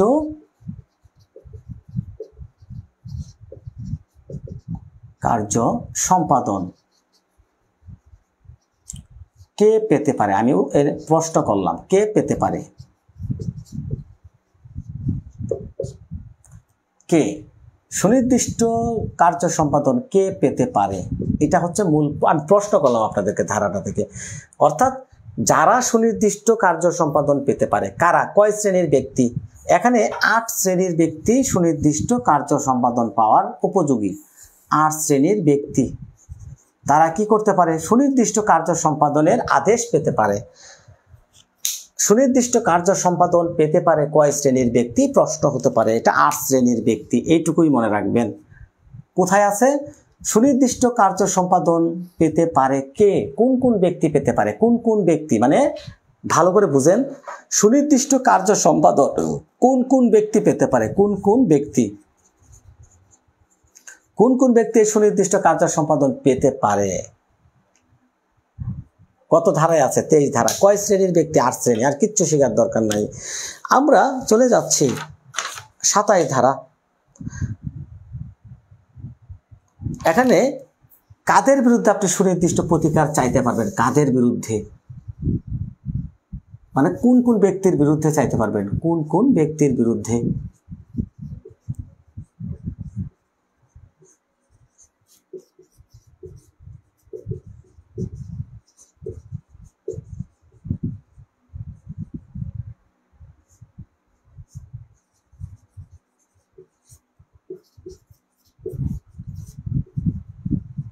কোন কোন ব্যক্তিদের বিরুদ্ধে সুনির্দিষ্ট কার্য সম্পাদন চাইতে পারবেন? এখানে 27 ধারায় বলা হচ্ছে পক্ষগণ এবং তাদের নিকট হতে পরবর্তীতে পক্ষের দাবিদার ব্যক্তিগণের বিরুদ্ধে প্রতিকার। কাদের বিরুদ্ধে আপনি সুনির্দিষ্ট বিরুদ্ধে মানে কাদের বিরুদ্ধে সুনির্দিষ্ট প্রতিকার পেতে পারেন? কারা পেতে পারে? 23 ধারাতে বলছে কারা পেতে পারে, কাদের বিরুদ্ধে মানে কাদের বিরুদ্ধে পেতে পারেন, কাদের বিরুদ্ধে। এই কাদের বিরুদ্ধে পেতে পারেন এটা বলা হচ্ছে 27 ধারা। 23 আর 27 কাদের বিরুদ্ধে? কয় শ্রেণীর ব্যক্তি? 5 শ্রেণীর ব্যক্তির বিরুদ্ধে পেতে পারেন। 5 শ্রেণীর ব্যক্তি। 8 শ্রেণীর ব্যক্তি পেতে পারে কাদের বিরুদ্ধে? অর্থাৎ এখানে যদি আপনি মনে করেন বাদী বনাম বিবাদী, এরা সুনির্দিষ্ট প্রতিকার পাওয়ার জন্য মামলা করতে পারে। কাদের বিরুদ্ধে? ভার্সেস বিবাদী, এদের বিরুদ্ধে। এটা দিয়েও মনে রাখতে পারেন, বাদী বনাম বিবাদী। অর্থাৎ যারা পেতে পারে 23 ধারাতে বলছে 8 শ্রেণীর ব্যক্তি, তারা সুনির্দিষ্ট কার্য সম্পাদন পাওয়ার উপযুক্ত ব্যক্তি, তারা পেতে পারে। 27 ধারাতে বলছে কাদের বিরুদ্ধে পেতে পারে? 5 শ্রেণীর ব্যক্তির বিরুদ্ধে। এখন দেখেন কে ফোন দিচ্ছে রে ভাই, কটা বাজে? 12:30, প্রায় শেষ। 2-3-4 মিনিট থাকবো। আর এখান থেকে আর কি পড়বো? গুরুত্বপূর্ণ দরকার নেই। এখানে আপনি 25 ধারা 24 ধারা প্রতিকারের ক্ষেত্রে প্রতিবন্ধকতা 4 শ্রেণীর ব্যক্তি, এটুকু মনে রাখবেন। 24 ধারায় বলা হচ্ছে প্রতিকারের ক্ষেত্রে ব্যক্তিগত প্রতিবন্ধকতা 4 শ্রেণীর ব্যক্তি। হ্যাঁ, ব্যক্তিগত প্রতিবন্ধকতার কারণে 4 ধরনের ব্যক্তি চুক্তির সুনির্দিষ্ট কার্য সম্পাদন পেতে পারে না। কে পেতে পারে না? 4 শ্রেণীর ব্যক্তি পেতে পারে না। 8 শ্রেণীর ব্যক্তি পেতে পারে। আবার 24 ধারাতে বলা হচ্ছে কে কে পেতে পারে না? 4 শ্রেণীর ব্যক্তি পেতে পারে না। এটা মনে রাখবেন, ঠিক আছে? আবার যাদের বিরুদ্ধে করা যায় না, দেখেন তাহলে আপনি যাদের বিরুদ্ধে করা যাবে না এটা বলা হচ্ছে 28 ধারা। কারা পেতে পারে না? 24। কারা পেতে পারে না? 24। দেখেন এই কথাটুকু মনে রাখবেন। তাহলে পেতে পারে 8 শ্রেণীর ব্যক্তি 23 ধারা। 24 ধারা যারা সুনির্দিষ্ট কার্য সম্পাদন পেতে পারে না, কয় শ্রেণীর ব্যক্তি? 4 শ্রেণীর, তারা পেতে পারবে না সুনির্দিষ্ট কার্য সম্পাদন। আবার 28 ধারাতে বলা হচ্ছে কাদের বিরুদ্ধে কার্যকর করা যাবে না। কাদের বিরুদ্ধে? কয় শ্রেণীর ব্যক্তির বিরুদ্ধে? যাদেরকে আপনি চুক্তি সম্পাদন করতে বাধ্য করা যাবে না, কাদেরকে বাধ্য করা যাবে না, এটা বলা হচ্ছে 28 ধারা। তাহলে দেখেন 23 ধারা বনাম 27 ধারা, 24 ধারা বনাম 28 ধারা, এই দুটা মনে রাখবেন। এখানে 23 ধারায় বলা হচ্ছে কোন কোন ব্যক্তি সুনির্দিষ্ট কার্য সম্পাদন পেতে পারে? 8 শ্রেণীর ব্যক্তি। 27 ধারাতে বলা হচ্ছে কাদের বিরুদ্ধে আপনি সুনির্দিষ্ট প্রতিকার পাবেন? 5 শ্রেণীর ব্যক্তির বিরুদ্ধে। 24 ধারাতে বলা হচ্ছে কোন কোন ব্যক্তি সুনির্দিষ্ট প্রতিকার পেতে পারে না, কারা পেতে পারে না? 4 শ্রেণীর ব্যক্তি। এমসিকিউর জন্য এইটুকু যথেষ্ট। আবার 28 ধারাতে বলা হচ্ছে কাদের বিরুদ্ধে আপনি, যাদেরকে সুনির্দিষ্ট কার্য সম্পাদন করার জন্য বাধ্য করা যাবে না, এটা বলা হচ্ছে 28 ধারাতে। হ্যাঁ, 27 ক, ইজারা চুক্তির আংশিক সম্পাদনের ক্ষেত্রে সুনির্দিষ্ট কার্য সম্পাদন পড়ে নেবেন। খারিজের পর চুক্তি ভঙ্গের মামলা দায়েরের প্রতিবন্ধকতা স্টপেন। 29 ধারাতে বলা হচ্ছে খারিজ করার পরে চুক্তি ভঙ্গের মামলা দায়েরের প্রতিবন্ধকতা।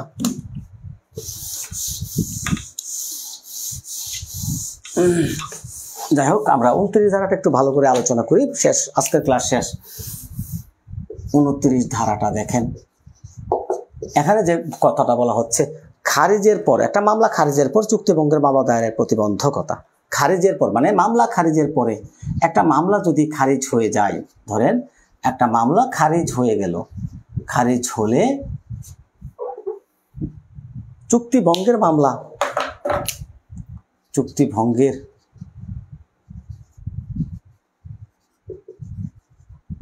মামলা দায়েরে বাধা, চুক্তি ভঙ্গের মামলা দায়েরে বাধা। একটা মামলা যদি খারিজ হয়ে যায় সুনির্দিষ্ট প্রতিকার আইনের, তখন চুক্তি ভঙ্গের মামলা দায়েরে বাধা। এটা কেন? হ্যাঁ, 3 শ্রেণী। Very good. চুক্তির সুনির্দিষ্ট কার্য সম্পাদনের মামলা খারিজ হলে এরূপ চুক্তি ভঙ্গ করার দায় ক্ষতিপূরণের জন্য বাদী নতুন করে ক্ষতিপূরণের মামলা দায়ের করতে পারবে না। অর্থাৎ মানে কি, 29 ধারাতে একটা কথাই মনে রাখবেন, একটা মামলা করলেন, তাহলে কি মামলা? চুক্তির সুনির্দিষ্ট কার্য সম্পাদনের মামলা করলেন। কিসের মামলা? চুক্তির সুনির্দিষ্ট কার্য সম্পাদনের। এই যে কার্য সম্পাদনের একটা মামলা আদালতে করলেন, এই মামলাটা আদালত কি করলেন? খারিজ করে দিলেন। এই মামলাটা যদি খারিজ হয়ে যায়, পরবর্তীতে আপনি কি করতে পারবেন না? চুক্তি ভঙ্গ হলো, এই চুক্তি ভঙ্গের জন্য ক্ষতিপূরণ চাইতে পারবেন না। চুক্তি ভঙ্গের জন্য ক্ষতিপূরণের মামলা করতে পারবেন না, ক্ষতিপূরণের মামলা। এটা আদালত বাধা দিবে, বাধা। এটাই হচ্ছে মূল বিষয়। একটা মামলা যদি দেখা যাচ্ছে চুক্তি সুনির্দিষ্ট চুক্তি কার্য সম্পাদনের একটা মামলা আদালতে করলেন, আপনি ক্ষতিপূরণ চাইলেন না, পরবর্তীতে চুক্তির সুনির্দিষ্ট কার্য সম্পাদন করতে আদালত অস্বীকার করলো, আপনি বললেন যে স্যার চুক্তির সুনির্দিষ্ট কার্য সম্পাদন অস্বীকার হলো, মামলা খারিজ হয়ে গেল, সমস্যা নাই, আমি চুক্তি ভঙ্গের ফলে যে আমার ক্ষতিটা হয়েছে এই ক্ষতিপূরণের মামলা করলাম। ক্ষতিপূরণের মামলা আপনি এখানে করতে পারবেন না। ওকে, হ্যাঁ, ক্ষতিপূরণের মামলা দায়েরে বাধা। Very good. মায়া হাসান প্রথমে এই কমেন্ট দিয়েছিলেন, আমার মনটা অনেক ভালো। আজকে বুঝতে পারলেন কেন ভালো আমি জানি না, আপনি একটু কমেন্ট করবেন। আমার গলাটা এখন বসে যাচ্ছে, তো তাই আর বেশি পড়ালাম না। আগামীকাল ইনশাল্লাহ তা সুনির্দিষ্ট কার্য সম্পাদনের অংশটুকু শেষ। আমরা আগামীকাল চলে যাব দলিল সংশোধন। দলিল সংশোধন পড়ব, চুক্তি রদ। আজকে চুক্তি বাস্তবায়ন পড়লাম, আগামীকাল পড়ব চুক্তি রদ, তারপরে দলিল বাতিল, তারপরে পড়ব ঘোষণা, তারপরে পড়ব আমরা ইনজাংশন, হ্যাঁ, নিষেধাজ্ঞা। দলিল সংশোধন, চুক্তি রদ, দলিল বাতিল, ঘোষণা, নিষেধাজ্ঞা, রিসিভার, আরেকটা আছে রিসিভার। অনেকগুলো টপিকস আছে আগামীকাল। গলাটা যদি একটু ভালো হয় দোয়া করবেন। 1 2 3 4 5 6টা। ওকে, সবাই দোয়া করবেন গলাটা যেন ভালো হয়ে যায় আগামীকাল। আর যতটুকু পড়িয়েছি আগামীকাল সবাই কিন্তু অ্যাসাইনমেন্ট দিতে ভুলে যাচ্ছেন। আগামীকাল ক্লাসের পূর্বে সবাই অ্যাসাইনমেন্ট দিবেন 30 ধারা পর্যন্ত। সুনির্দিষ্ট প্রতিকার আইনের ডাবল অ্যাসাইনমেন্ট সবাই 2বার করে লিখবেন, 2বার করে লিখে অ্যাসাইনমেন্ট দিবেন। মঙ্গলবার, আগামীকাল মঙ্গলবার ক্লাসের পূর্বে, বুধবার হচ্ছে পরীক্ষা। হ্যাঁ, সুনির্দিষ্ট প্রতিকার আইনের সম্পূর্ণ পরীক্ষা হচ্ছে বুধবার। সো সবাই ভালো থাকবেন, সুস্থ থাকবেন, আল্লাহ হাফেজ।